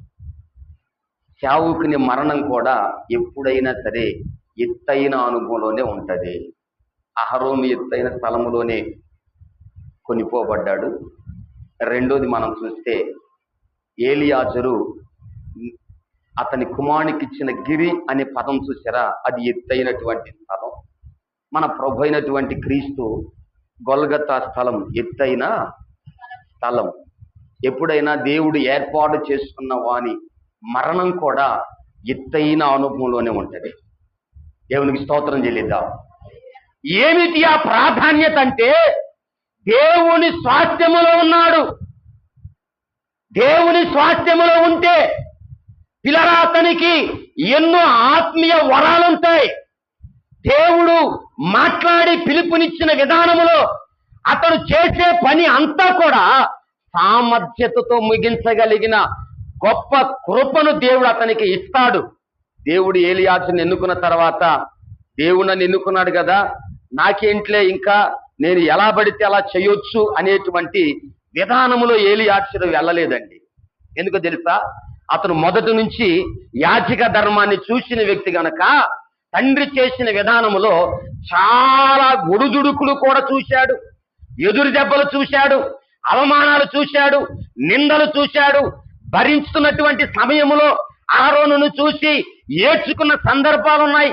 రాబోతున్న కాలములో ఒకవేళ ప్రభు నన్ను ఎన్నుకుంటే వీటిని నేను జయించాలా, వీటిలో నేను నిలబడాలా, వీటిలో నేను ఉండాలా అనేటువంటి ఆలోచన కూడా ఆ కాలంలోనే ఆ సమయంలోనే వచ్చింది ఏలియాజరుకి. ఆయన అనుకుంటే ఏమో కానీ దేవుడు తన దృష్టిలోకి ఏలియాజర్నే తీసుకున్నాడు. దేవునికి స్తోత్రం చెల్లిద్దాం. మరి అవన్నీ భరించాలి, వాటన్నిటిని దాటాలి, వాటన్నిటిని సహించుకోవాలి, వాటన్నిటిని ఎదిరించి దేవుని పనిని స్వాస్థ్యముగా నీకు ఇచ్చాడు గనక స్వాస్థ్యముగా ఇచ్చిన దానిని నీవు స్వాస్థ్యముగానే నడిపించుకుంటూ ఉండాలి. లేఖనాల్లో ఒక మాట నేను జ్ఞాపకం చేస్తాను, చదువుదాం. ప్రసంగి గ్రంథం 7వ అధ్యాయం 1వ వచనంలో అక్కడ రాయబడిన మాట ఏంటంటే, దేవుని యొక్క ప్రభావమును ఎలా జీవించే విధానమును దేవుడు నేర్పించాడు ఆ స్వాస్థ్యములో మరొక మాటను చెప్పాడు. చదవండి. సుగంధ తైలము కంటే మంచి పేరు మేలు, ఒకని జన్మదినము కంటే మరణ దినం మేలు. యెహోవా భక్తుల మరణం ఆయన దృష్టికి విలువైనదన్నప్పుడు ఇక్కడ దేవుని సన్నిధిలో క్రీస్తునందున్నవాడు నూతన సృష్టిగా మరణించిన తర్వాత మార్చబడబోతున్న స్థితిలోనికి వెళ్తున్నప్పుడు దేవుని యొక్క స్వాస్థ్యములో ఉన్నటువంటి పిల్లరా ఏలియాజరు అనేటువంటి వ్యక్తి ఎలాగున్నాడంటే తన యొక్క జీవితం అంత కాలము కూడా శాశ్వతమైన దేవుని ప్రభావమును జీవిస్తానే ఉన్నాడంట.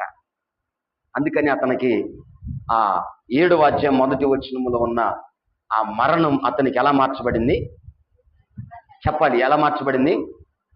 సుగంధ తైలము కంటే మంచి పేరు మేలు, జన్మదినం మరణదినం అని అన్నాడు. ఇప్పుడు ఏలియాజరు స్వాస్థ్యాన్ని పొందుకొని మంచి పేరు సంపాదించాడు. సుగంధ తైలము కంటే మంచి పేరు మేలు అన్న కాడ మంచి పేరు ఎక్కడొచ్చిందంటే స్వాస్థ్యమును పొందుకుంటే మంచి పేరు రాదు. స్వాస్థ్యాన్ని పొందుకున్న తర్వాత దాని ప్రకారంగా జీవిస్తే మంచి పేరు వస్తుంది. ఈరోజు యాజక ధర్మములోనికి ఉన్నటువంటి వారు యాజక ధర్మాన్ని పొందుకున్నానులే అని ఎలా పడితే అలా చేస్తే మంచి పేరు రాదండి. రాదు. ఎందుకు రాదు అంటే మంచి ప్రవర్తన దేవుడు పరిచర్య వ్యవస్థలో స్వాస్థ్యాన్ని ఇచ్చిన తర్వాత ఒక మనుషుడు పొందుకున్న తర్వాత మంచి నడవడిక లేకపోతే, మంచి మాట తీరు లేకపోతే, మంచి గుణం లేకపోతే, మంచి ప్రవర్తన లేకపోతే మంచి పేరు ఎలా వస్తుందా? స్వాస్థ్యాన్ని దేవుడు సేవను స్వాస్థ్యంగా ఇచ్చాడులే అని ఎలా పడితే అలా సేవ కూడా చేయకూడదు. మంచి పేరు రానే సేవ చేయాలంటే వాటిలో కొంత మెలకువలు తెలుసుకుని ఉండాలి. ఈ రోజుల్లో సేవ చేసే విధానంలో ఆధ్యాత్మికమైన మెలకువలు కాదు కానీ లోకానుసారమైన మెలకువలు ఎక్కువైపోయాయి. లోకానుసారమైన మెలకువలతో సేవ చేస్తే సేవ ముందుకు వెళ్ళదు. రెండోది, ప్రభు సంపూర్ణ వాక్య ఉదక స్నానములో ఆ యాజకుని ఉంచడు. ఎందుకంటే సరైన మెలకువ లేఖనాల పట్ల, దైవత్వము పట్ల విశ్వాసము, ప్రార్థన, మోకాళ్ళ అనుభవము, దేవుని శక్తిని పొందుకునే విధానంలో స్వాస్థ్యాన్ని పొందుకున్న యాజకుడు లేకపోతే మంచి పేరు రాదు. మెలకువలు, ఆధ్యాత్మికమైన మెలకువలు ఉన్నాయి. సేవకులు అలా చేశారు. గుంటూరులో సేవ చేయడం అంటే సామాన్యమైన విషయం కాదు. వాళ్ళకి తెలుసు గుంటూరులో ఉన్న విశ్వాసులకి. దేవుని స్తోత్రం. 4-5 పాస్టర్స్ ఫెలోషిప్లు ఉంటాయి. వాళ్ళు తరచూ వస్తూ ఉంటారు, పోతూ ఉంటారు. అప్పుడప్పుడు సంఘాన్ని దర్శించే సేవకులు ఉంటారు. కొంతమంది క్రీస్తుని కాక ఇంకొక నామాన్ని చెప్పేవాళ్ళు వస్తారు. హౌస్ టు హౌస్ విజిట్ చేసేవాళ్ళు ఉంటారు. వాళ్ళని దారి మళ్లించడానికి, లేనిపోయిన మాటలు చెప్పి వారు ఉన్న సంఘము నుంచి వేరు చేయటానికి చాలా చాలా పన్నాగాలు ఉంటాయి. అలాంటి పరిస్థితుల్లో కూడా సేవకుడు శ్రేష్టమైన పాల వంటి వాక్యాన్ని సంఘానికి అందిస్తూ కట్టబడిన మందిరములో వాళ్ళని నిలబెట్టే ఆ ఆధిక్యత స్వాస్థ్యములో తాను ప్రవర్తన మాటలో వాక్యములో బలపరచబడి లోతైన అనుభవాలు తెలియచేసుకుంటూ ప్రేమ, విలువ, శక్తి, బలము, దేవుని పని అనే కొన్ని అనుభవాలను నేర్పిస్తూ విశ్వాసాలను ఎప్పటికప్పుడు ఆయన బలపరుచుకుంటూ ఉంటే గాని పిల్లరా ఆ వాతావరణంలో సంఘం నిలబడటానికి అవకాశము 30 కిలోమీటర్ల ఇక్కడ నుంచి వెళ్ళి పని చేసి అవసరమైనప్పుడల్లా, అక్కర ఉన్నప్పుడల్లా, విశ్వాసులు అడిగినప్పుడల్లా, వారి కుటుంబంలో ప్రార్థన అవసరత ఉన్నప్పుడల్లా పిల్లలు వెళ్ళి వయసు ఎక్కువైన బలహీనతలు ఉన్నప్పటికీ కూడా సమాజంలో పరిస్థితులు బాగా పోయినా, వాతావరణం సహకరించకపోయినా ఎంత మంచి పని పిల్లలు దేవుడిచ్చిన స్వాస్థ్యాన్ని అంత మంచిగా మోసుకొని వెళ్ళి దేవుని యొక్క సంఘాన్ని కట్టి కొన్ని ఆత్మలను సిద్ధపాటు చేశాడంటే నిజంగా ఆ సంఘం దేవుని మహిమలో సేవకుడు నడిపించిన విధానములో వారు ఎంతో చక్కగా ఇప్పుడైనా సరే వెళ్ళేటువంటి స్థితిని మీరు కలిగి వెళ్ళాలి. దేవునికి స్తోత్రం చెల్లిద్దాం. చివరిగా నేను ఒక మాట చెప్పి ముగిస్తాను.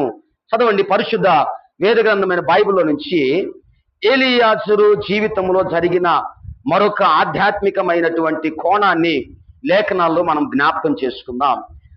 హెబ్రీయులకు రాసిన పత్రిక 9వ అధ్యాయము 27వ వచనాన్ని చదవండి ఒకసారి. హెబ్రీయులకు రాసిన పత్రిక 9వ అధ్యాయం 27వ వచనం.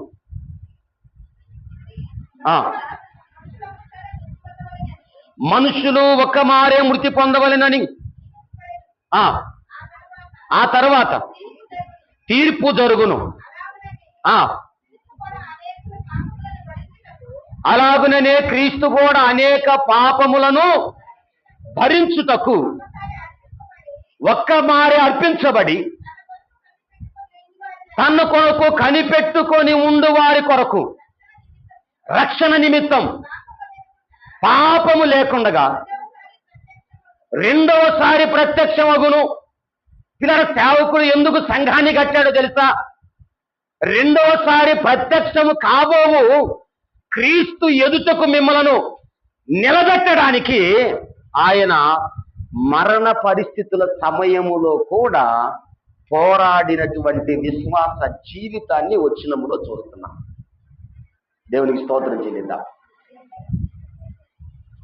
మరణించు సమయంలో ఆయన విశ్వాసును కూడా మర్చిపోలేదు. అవునా కాదా? ఈ చదవబడిన వాక్యములో ఎందుకు మర్చిపోలేదు? బంధువులు ఉన్నారు, ఇంటి వారు ఉన్నారు, తన కడుపును పుట్టిన వారు ఉన్నారు, రక్త సంబంధికులు ఉన్నారు, గ్రామస్తులు ఉన్నారు. ఎందుకు సంఘాన్ని మర్చిపోలేదంటే ఇలా సంఘాన్ని రెండవ మారు క్రీస్తు మన కొరకు ఎలాగైతే మన పాపముల నిమిత్తం సిద్ధపరిచిన రక్షణ విషయం ఆయన చనిపోయాడో మరలా రెండోసారి రాబోతున్నప్పుడు ఆయన ఎదుట సంఘాన్ని నిలబెట్టడానికి యాజకుడు సంఘాన్ని కనిపెట్టి ఆయన ఇచ్చిన స్వాస్థ్యాన్ని మరణ పరిస్థితిలో కూడా దేవుని ఎదుట సంఘాన్ని నిలబెట్టాలన్న ఆతృత ఆయనలో చూశాం. దేవునికి స్తోత్రం చెల్లిద్దాం. హల్లెలూయా. ఇలా ఈరోజు అటువంటి సేవకుని యొక్క ఆధ్యాత్మికమైన స్థితి సంఘములో మనం కలిగి ఉన్నామా? క్రీస్తు రెండవ మారు రాబోతున్నప్పుడు సంఘం ఆయన ఎదుట నిలబడినట్లుగా దేవజనుడు మనల్ని నడిపించిన విధానము, బోధించిన వాక్యములో కట్టబడే ఉన్నారా? మధ్యలో గలిబిలైపోయి డిస్టర్బ్ అయిపోయి చెదిరిపోతున్న స్థితిలో ఏమన్నా మీకు కనబడుతున్నాయా? అలాంటి పరిస్థితిలోనికి వెళ్తానికి కాదు మిమ్మల్ని కట్టింది. మరణ సమయాల్లో, మృతి నొందుతున్న సమయాల్లో, చనిపోబోతున్న సమయాల్లో ఎందుకు సంఘాన్ని జ్ఞాపకం చేసుకున్నాడో తెలుసా? ఎందుకు విశ్వాసుని జ్ఞాపకం చేసుకున్నాడో తెలుసా? క్రీస్తు రెండవ రాకడలో రాబోతున్నప్పుడు తాను చేసిన పనిని దేవుని ఎదుట ఉంచడానికి, అయ్యా ఇదిగో ఈ పని నేను చేశాను, ఇది సంఘం, ఇది ఆత్మలు, వీరు విశ్వాసం. మరణ సమయంలో కూడా నీ కొరకు వీరు నేను కట్టాను అని క్రీస్తు ఎదుట చూపించుటకై సంఘం విశ్వాసులను మర్చిపోకుండా దేవుని ఎదుటకు ఆయన గుర్తు చేసుకుంటూ వచ్చాడు. ఇవన్నీ ఎలా మర్చిపోతారండి? కొంతమంది అంటారు సంఘంలో ఎదిగే స్త్రీలు కొంతమంది, ఇంకేముందిగా పెద్ద ఆయన వెళ్ళిపోయాడుగా, మనం వెళ్తాం ఎందుకులే. ఏమండి అనొచ్చండి, అనొచ్చా? ఎందుకు అన్ని సంవత్సరాలు ప్రయాసపడ్డాడు, ఎందుకు సంఘాన్ని కట్టాడు, ఎందుకు వాక్యాన్ని బోధించి మిమ్మల్ని నిలబెట్టాడంటే ఆయన ఏదో స్వాస్థ్యముగా సంపాదించుకోను, లేకపోతే మీ వద్ద నుంచి మేలో లేకపోతే వస్తువులో ధనమో తీసుకోవడానికి కాదు. మరణించిన తర్వాత క్రీస్తు రాకయందు సంఘము దేవుని ఎదుట నిలబెట్టాలన్న ఆసక్తితో ప్రభు ఎదుట మిమ్మలను వాక్యములో కట్టి సంఘముగా చేర్చాడు. చిన్న చిన్న చిన్న చిన్న విషయం రాగానే ఎందుకులే పెద్ద ఆయన లేడుగా మన. ఇప్పుడు వస్తున్న ట్రెండ్ అది. వాళ్ళకి ఏం సమాధానం చెప్పలేము, వీళ్ళకి తిరిగి సమాధానం చెప్పే అవకాశం కూడా వీళ్ళు ఎవరు అసలు ఎవరు ఏమ్మా అంటానికి కూడా లేదు. వాళ్ళే సమాధానం చెబుతారు, వాళ్ళే ఆన్సర్ చెబుతారు. ఇక మనం ఏం చెబుతాం? వాళ్ళు చెప్పే దాంట్లోనే ప్రశ్న ఉంటుంది, వాళ్ళు చెప్పే దాంట్లోనే ఆన్సర్ ఉంటుంది. తిరిగి టోటల్గా ఏంటి ఇదంటే మేము రావట్లేదులే, ఇక మేము రావులే. కాస్త బుద్ధి పనిచేయాలి, అర్థమైందా?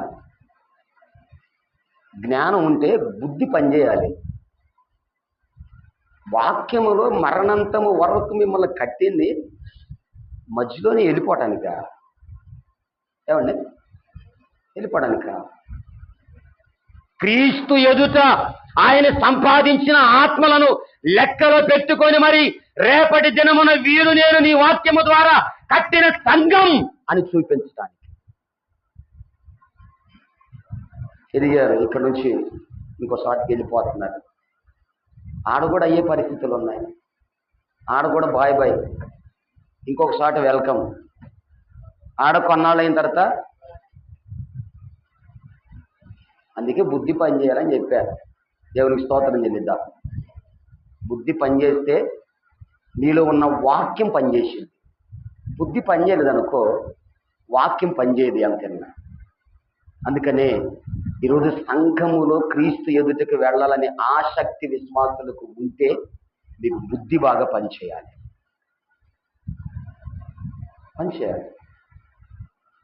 ఏలియాజరు మృతి పొందు దినాలు వచ్చాయి.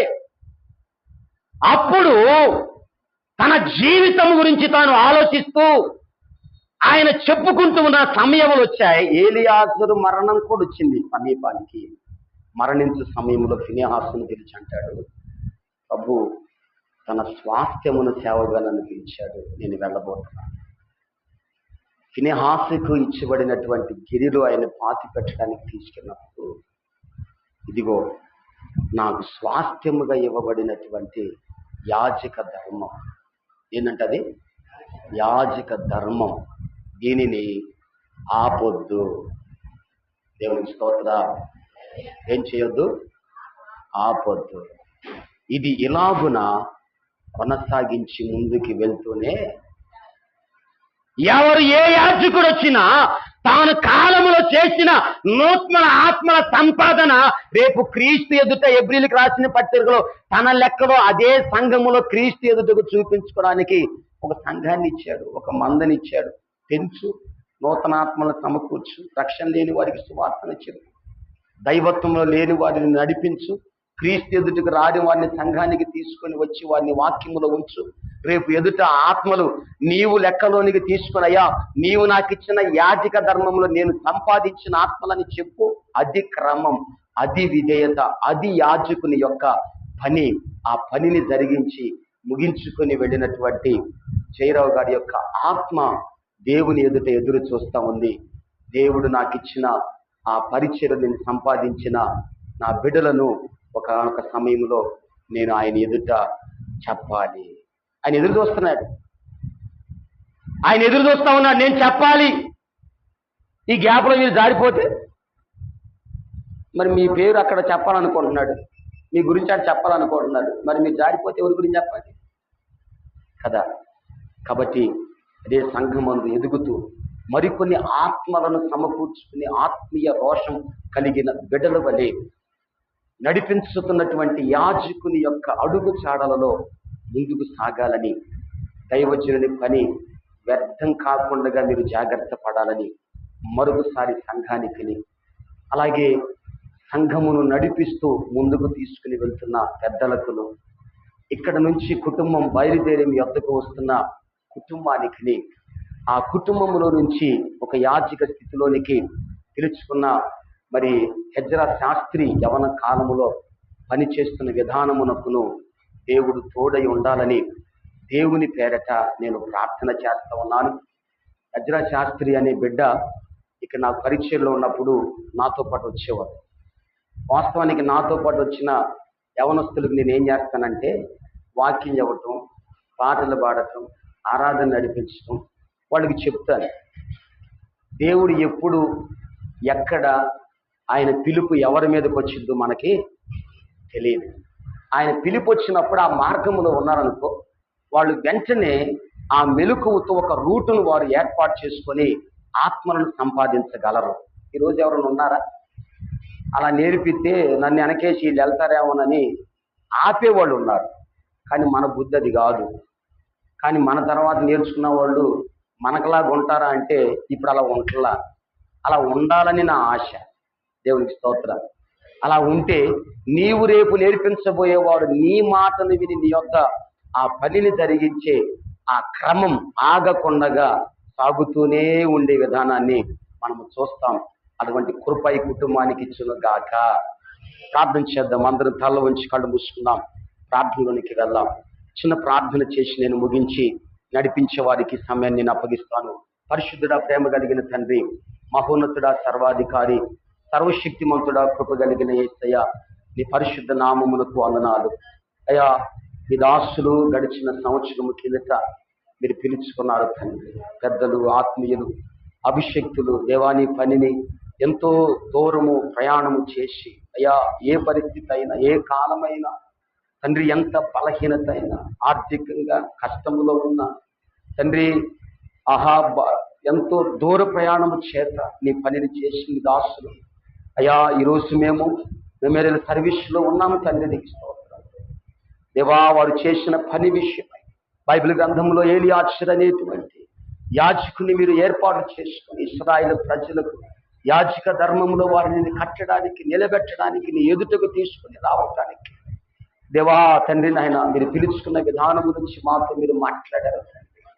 అలాంటి నాయన పరిచర్యగా ఉండాలని, అలాంటి జరిగించేవారు యాజక ధర్మములో ఉండాలని దేవానికి స్తోత్రములయ్యా. వెళ్ళినటువంటి దాసుడైతే అయ్యా, రెండవ రాకడలో దేవుని ఎదుట నేను సంపాదించిన ఆత్మలను ప్రభు ఎదుట ఉంచాలని ఆశతో ఆత్మనైనా విజ్ఞాపన చేస్తా ఉంది. రాబోతున్న యాజక ధర్మంలో ఉన్నవారు అంతకంటే బలముగా, అంతకంటే రోషంతో, అంతకంటే శక్తితో, అంతకంటే అభిషేకముతో, అంతకంటే వాక్యం యొక్క అనుభవముతో ప్రభు సంఘాన్ని బలపరచబడి కట్టుకుంటూ అనేకమైన ఆత్మలను సంపాదించే కృప దైత్యమని ప్రార్థిస్తూ ఉన్నా దేవా. వారి సంతానములకు ఆదరణను, బలమును, శక్తిని దేవా కృపను మీరు తోడుగా ఉంచని ప్రభానికి స్తోత్రములు. సంఘ బిడ్డలందరినీ మీ చేతులకు అప్పగిస్తున్నాం, నడిపిస్తున్నా అయ్యా. అక్కడ పెద్దలను మీ చేతులకు అప్పగిస్తా ఉన్నాం ప్రభా. సంఘ క్రమములో ఎలా నైనా ఈ అంత్య దినాల్లో సంఘాన్ని బలపరచుకోవాలో రూఢిగా బిడ్డలతో మాట్లాడినందుకు నీకు స్తోత్రములు ప్రభా. ఆ రీతిగా బిడ్డలు నడవటానికి సహాయం చేయండి. చిన్నవాడిని ప్రభా, అల్పుడను ఈ దాసు నన్ను కూడా నిలబెట్టుకొని మీరు మాట్లాడించిన విధానం బట్టి, నీ వాక్యము ప్రకటించుటకై ఉంచిన స్థితిని బట్టి నీకు స్తుతించండి. యేసు నామములో ప్రార్థిస్తూ ఉన్నాము తండ్రి, ఆమేన్.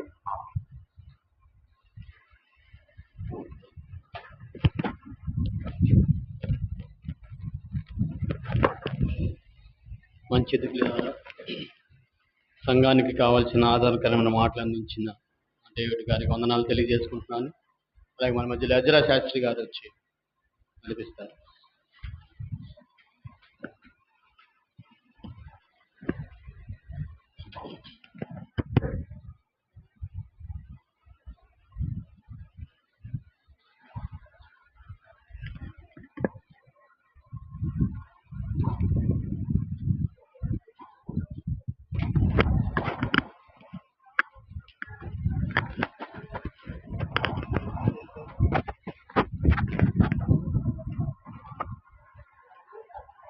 ప్రభు యేసుక్రీస్తు వారి పేరిట ఇప్పుడు వచ్చిన మీ అందరికీ వందనాలు తెలియజేసుకుంటున్నాను. ఒక 2 మాటలు తాతయ్య గురించి చెప్పి నేను ముగించుకుంటాను. ముందుగా తలలో వచ్చి కళ్ళు మూసుకున్నట్లయితే ప్రార్థన చేసుకొని ముందుకెళ్దాం. ప్రేమ కలిగిన మా దేవ, కృప కలిగిన మా తండ్రి, మీ బంగారు పాదాలకు వందనాలు, స్తుతులు, స్తోత్రాలు దేవా. ఇది నాన్న తండ్రి, నీ దాసుని జ్ఞాపకం చేసుకోవడానికి ఇది నాన్న ప్రభా. మేము ఎక్కడా కూడా తండ్రి ఆచారాల వాటిలతో కాకుండా దేవా, నీ నామానికి ఘనత తెచ్చే విధంగా దేవా, నేను మహిమపరిచే విధంగా దినాన్ని మేము జరుపుకుంటానికి మీరు ఇచ్చిన కృపను బట్టి నీకు వందనాలు, స్తోత్రాలు తండ్రి. కుటుంబానికి సంఘానికి కావాల్సినటువంటి ఆదరణకరం. మరి ఈరోజు ఆయన లేడని చెప్పి మనందరం బాధపడటం కంటే ఆయన దేవుని దగ్గర ఉన్నాడని చెప్పి మనందరం సంతోషించడం మేలు. ఎందుకంటే మరి మనందరం కూడా ఒక దినాన్ని అక్కడ చేరుకోవాల్సినటువంటి వారు. కాబట్టి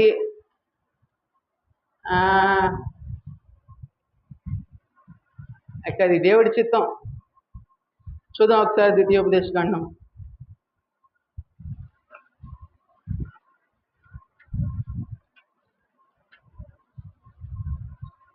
32వ అధ్యాయం 39వ వచనంలో, ఇదిగో నేనే దేవుడను, నేను తప్ప వేరొక దేవుడు లేడు. మృతి నొందించువాడను బ్రతికించువాడను నేనే, గాయపరచువాడను స్వస్థపరచువాడను నేనే, నా చేతిలో నుంచి విడిపించువాడును ఎవడును లేడు. చూడండి, మృతి నొందించువాడను బ్రతికించువాడను నేనే. మరి మనం ఆయన గురించి, ఆయన మన మధ్య లేడని చెప్పి బాధపడటం కంటే మనం ఆయన దేవుని దగ్గర చక్కగా ఆయన ఉన్నాడు అని చెప్పి ఆ విధంగా మనం సంతోషించడం మేలు. ఎందుకంటే అది దేవుని చిత్తం. మరి మన మనుషులు అయితే, మేమైతే ఎప్పుడు అనుకోలేదు ఈ దినం ఒకటి వస్తుంది అని చెప్పి మేము ఎక్స్పెక్ట్ చేయలేదు అలా జరుగుతుంది అని కూడా. కానీ దేవుని చిత్తం అది. మరి ఆయన ఎంతో పోరాటం చేశాడు. ఆ ఆక్సిజన్ తీసుకోవడానికి ఆయన ఎంతగానో కష్టపడ్డాడు చివరి వరకు.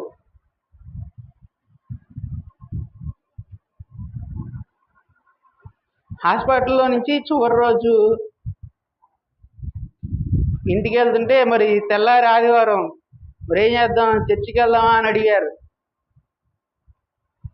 చర్చికి వెళ్దామని అన్నాడు. ఆ రోజు కూడా ఇంటి దగ్గర ఉంటానని చెప్పి అనలేదు, కానీ చర్చికి వెళ్దామని ఆయన చెప్పాడు.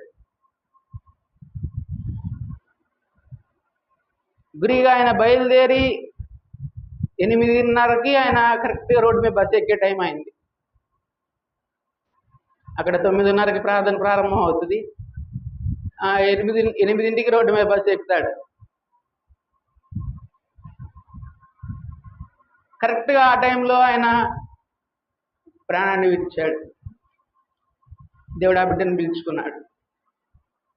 ఆదివారం రోజు అనుకున్నాం మేము, అది దేవుని చిత్తం. ఎంతో బాధపడ్డాడు ఆయన. హాస్పిటల్లో అయితే ఆయన ఐసీయూలోకి ఆయన చూడటానికి వెళ్తే, నన్ను ఇంటికి తీసుకెళ్ళిపోండి, నేను చచ్చిపోతే ఇంటి దగ్గర చచ్చిపోతా, ఈ నరకం నాకు వద్దు అని చెప్పారు.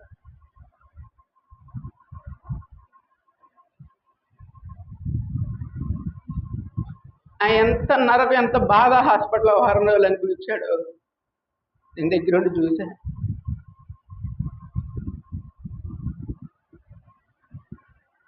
ఇంటికి వచ్చిన తర్వాత కూడా పొద్దున్నే లేచి టీ తాగాడు. మమ్మీని అడిగి కాఫీ ఇప్పించుకున్నాడు. ఉప్మా చేయమన్నాడు. ఫస్ట్ ఉప్మా తిన్నాడు. ఉప్మా తిన్న తర్వాత కాఫీ తాగాడు. చక్కగా కోలుకుంటున్నాడులే. ఇక ఆ రోజు ఆదివారం కొంచెంసేపు ఆగిన తర్వాత కొంచెంసేపు బయటికి తీసుకొచ్చి టీవీ దగ్గర కూర్చోబెట్టి వాకింగ్ చూపిద్దాం, కొంచెంసేపు బయట కూర్చోబెడదాం అని చెప్పి అందరం అనుకున్నాం. అనుకొని చెప్పి ఇక ఆక్సిజన్ పెడుతుంటే తీసేస్తున్నాడు, ఉంచట్లేదు. ఎందుకు తీస్తున్నావు, ఉంచుకో, నీకోసం కదా ఎంత చేస్తుంది అంటే, అవసరం లేదు నాకు, నన్ను మీరు విసిగిస్తున్నారు, మీరే నన్ను చంపేస్తున్నారు ఇవన్నీ పెట్టి అని చెప్పి ఆయన గొడవ చేశాడు. అప్పటికి అన్నవాళ్ళు సిలిండర్ అయిపోయినప్పటికి సిలిండర్ వెళ్ళి సిలిండర్ తీసుకొచ్చారు, కొత్త సిలిండర్. ఆ వాస్తవంగా అయితే ఆక్సిజన్ సిలిండర్ 2 రోజులు 3 రోజులు రావాలంట పేషెంట్కి పెడితే. అలాంటిది మేము నైట్ పెట్టాము, 11 గంటలకు పెడితే తెల్లారి 5 గంటలకు సిలిండర్ అయిపోయింది. అంత ఫోర్స్తో ఆక్సిజన్ తనుతున్నా కానీ ఆయనకి ఉన్నటువంటి ఆ ఇన్ఫెక్షన్ క్యూర్ అవ్వలేదు. అవ్వకపోయినా ఆయన ఎంతగానో తట్టుకున్నాడు, ఎంతో పోరాటం చేశాడు. హాస్పిటల్ అంటే అసలు సామాన్యంగా హాస్పిటల్కి ఆయన ఎక్కడికి కూడా వెళ్ళడు, రాడు. ఆయన చివరి వరకు కూడా నీకు ఏదైనా కంప్లైంట్ ఉందా, నీకు ఏదైనా బాధ ఉందా అంటే నాకు అసలు ఏది లేదు, నేను బాగున్నానని అనేవాడు. మీరే నన్ను ఎన్ని అడిగి నన్ను బాగోకుండా చేస్తున్నారు, నన్ను రోగం నాకు తెప్పిస్తున్నారు మీరు అందరు అడిగి అని చెప్పి అనేవాడు. సంక్రాంతి సెలవులు ఇచ్చారు, నేను కాలేజీ నుంచి వస్తున్నాను, బండి మీద పొన్నూరు దాటాను, సంక్రాంతి సెలవులు తెల్లారి నుంచి ఫోన్ చేశాడు. ఆయనే ఫోన్ చేసి అన్న హాస్పిటల్కి వెళ్తున్నారా అన్నాడు. ఏంది అది ఏమైందంటే ఊపి రావట్లేదు, కొంచెం కష్టంగా ఉంది అని అన్నాడు. ఇంకా వెంటనే తీసుకెళ్ళిపోతే అక్కడ చూసిన తర్వాత ఫోన్ వస్తుంది,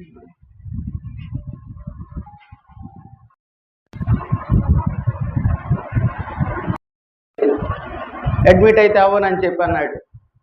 పొన్నూరులో జాయిన్ చేసిన తర్వాత బాగా ఇంకా ఆయనకి ఇది ఎక్కువ అయిపోయింది, ఆయాసం పెరిగిపోయిన తర్వాత ఆయన ఇక డాక్టర్లు అన్నారు మా దగ్గర ఉన్న ఎక్విప్మెంట్ అంతా వాడాము, ఇక ఆయన బాడీ సహకరించట్లేదు, విజయవాడ తీసుకెళ్ళండి, గుంటూరు కానీ తీసుకెళ్ళండి అంటే విజయవాడ తీసుకెళ్తే అక్కడ నైట్ ఆయనకి ఆయాసం రావటానికి లోపల పగిలి వాటర్ అంతా ఉండిపోయి దానివల్ల ఆయాసం అని చెప్పి ఆ వాటర్ అంతా తీసేశారు. ఆయాసం తగ్గింది, బాగానే ఉన్నాడు. ఇంకా తెల్లారి నుంచి ఇక ఆయనకి డాక్టర్లు చెప్తానే ఉన్నారు కష్టమేను అంటానే ఉన్నారు. అయినప్పటికీ చివరి వరకు ఆయన చాలా ప్రయత్నించాడు, కానీ ఆయన్ని మనం దక్కించుకోలేకపోయాం. అది దేవుని చిత్తమై ఉన్నది. ఎందుకంటే ఇక్కడ చెప్పినట్టుగానే మృతి నొందించువాడును బ్రతికించువాడును నేనే అని చెప్పాడు. మరి ఎవరిని ఇబ్బంది పెట్టలేదు. ఆయన మంచం మీద ఉండి చూసుకోవటానికి లేదా ఆయనకి సేవలు చేయడానికి ఎవరిని కూడా ఆయన ఇబ్బంది పెట్టలేదు. మంచి మరణాన్ని దేవుడు ఆయనకి ఇచ్చాడు.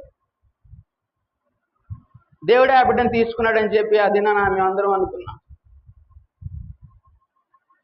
మరి ఆయన చేసినటువంటి ప్రార్థనల వల్ల కానీ ఆయన చేసినటువంటి పరిచర్యల వలన కానీ సంఘం కానివ్వండి, కుటుంబం కానివ్వండి, ఇక్కడ ఊర్లో కూడా చాలా మందికి తెలిసే ఉంటుంది ఆయన పరిచర్య ఎట్లా ఉండేదో, ఆయన ప్రార్థనలు ఏ విధంగా ఉండేవో మనందరికి తెలిసే ఉంటుంది.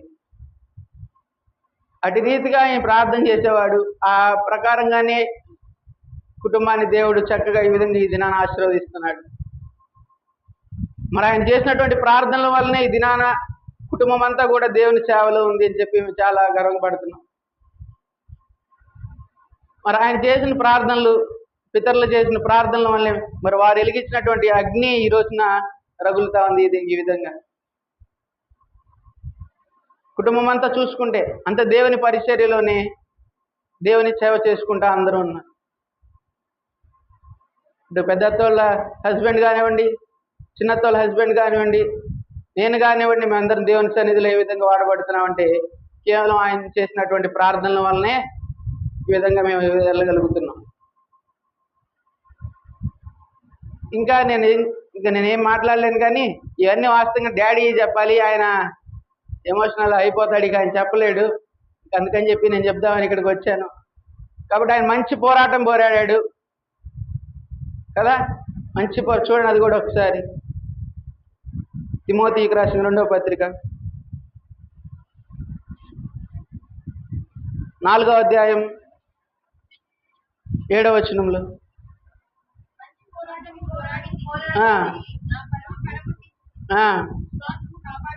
విశ్వాసము కాపాడుకుంటుని ఉంచబడి ఉన్నది.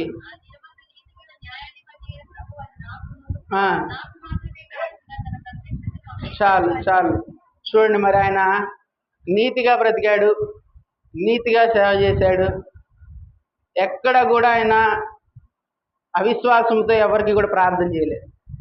ప్రతి ఒక్కరికి కూడా విశ్వాసంతోనే ఆయన ఎవరు వచ్చినా కానీ ప్రార్థన చేసేవాడు.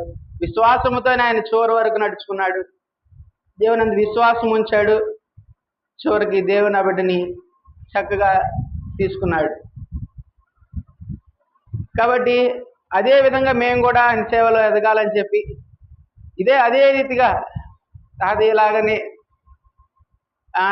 ఆయనకి ఇచ్చినటువంటి పరిశుద్ధాత్మని దేవుడు ఏ విధంగా ఇచ్చి ఆ బిడ్డను వాడుకున్నాడు, అదే విధంగా నన్ను కూడా వాడుకోవాలని చెప్పి మీరందరూ కూడా ప్రతి ఒక్కరూ మీ వ్యక్తిగత ప్రార్థనలో, ఈ కుటుంబ ప్రార్థనలో మీరందరూ ప్రార్థించి నా కోసం మీరందరూ ప్రార్థన చేయాల్సిందిగా కోరుకుంటున్నాను.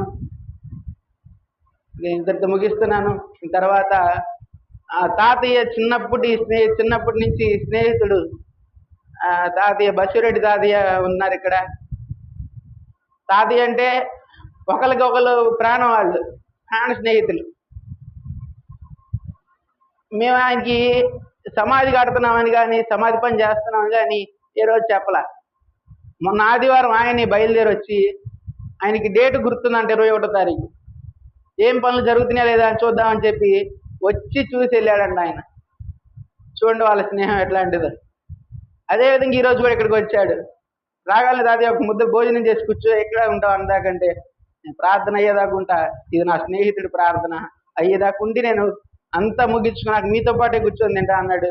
తాతయ్య మీరు కూడా వచ్చి ఒక 2 మాటలు తాతయ్య గురించి చెప్పాలి. 2 మాటలు.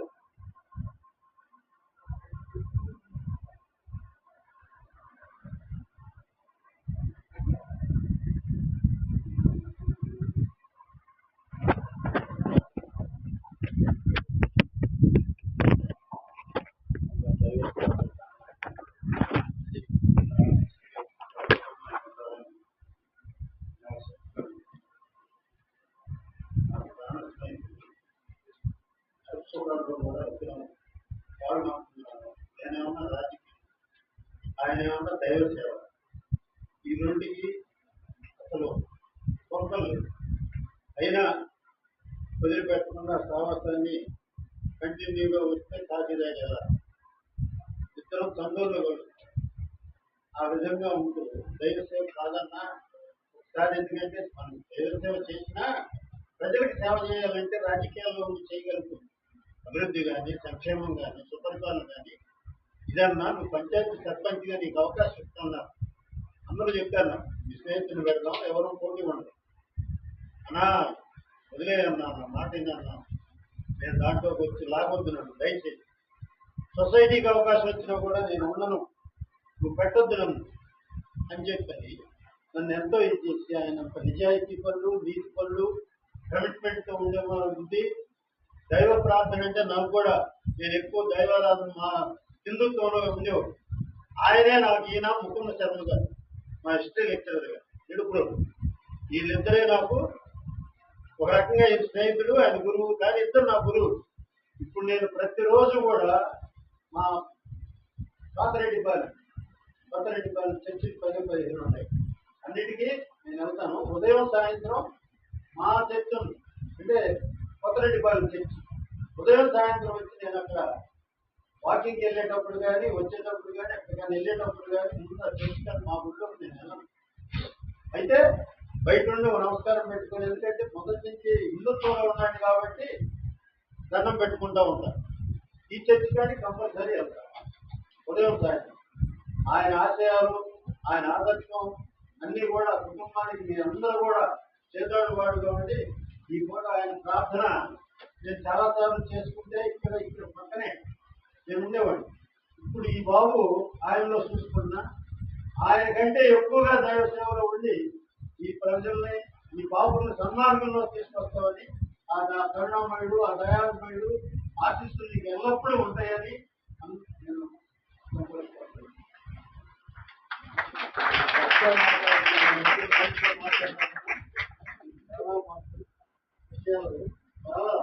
చాలా ఇదిగా చెప్పాను.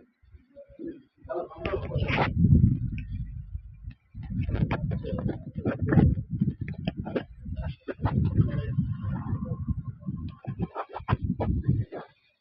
సమయం కనుక ఆశీర్వాదంతో కూడుకుని ముగించుకుందాం. మన మధ్యలో దాయిదన్న గారు ఆశీర్వాదం ఇస్తారు.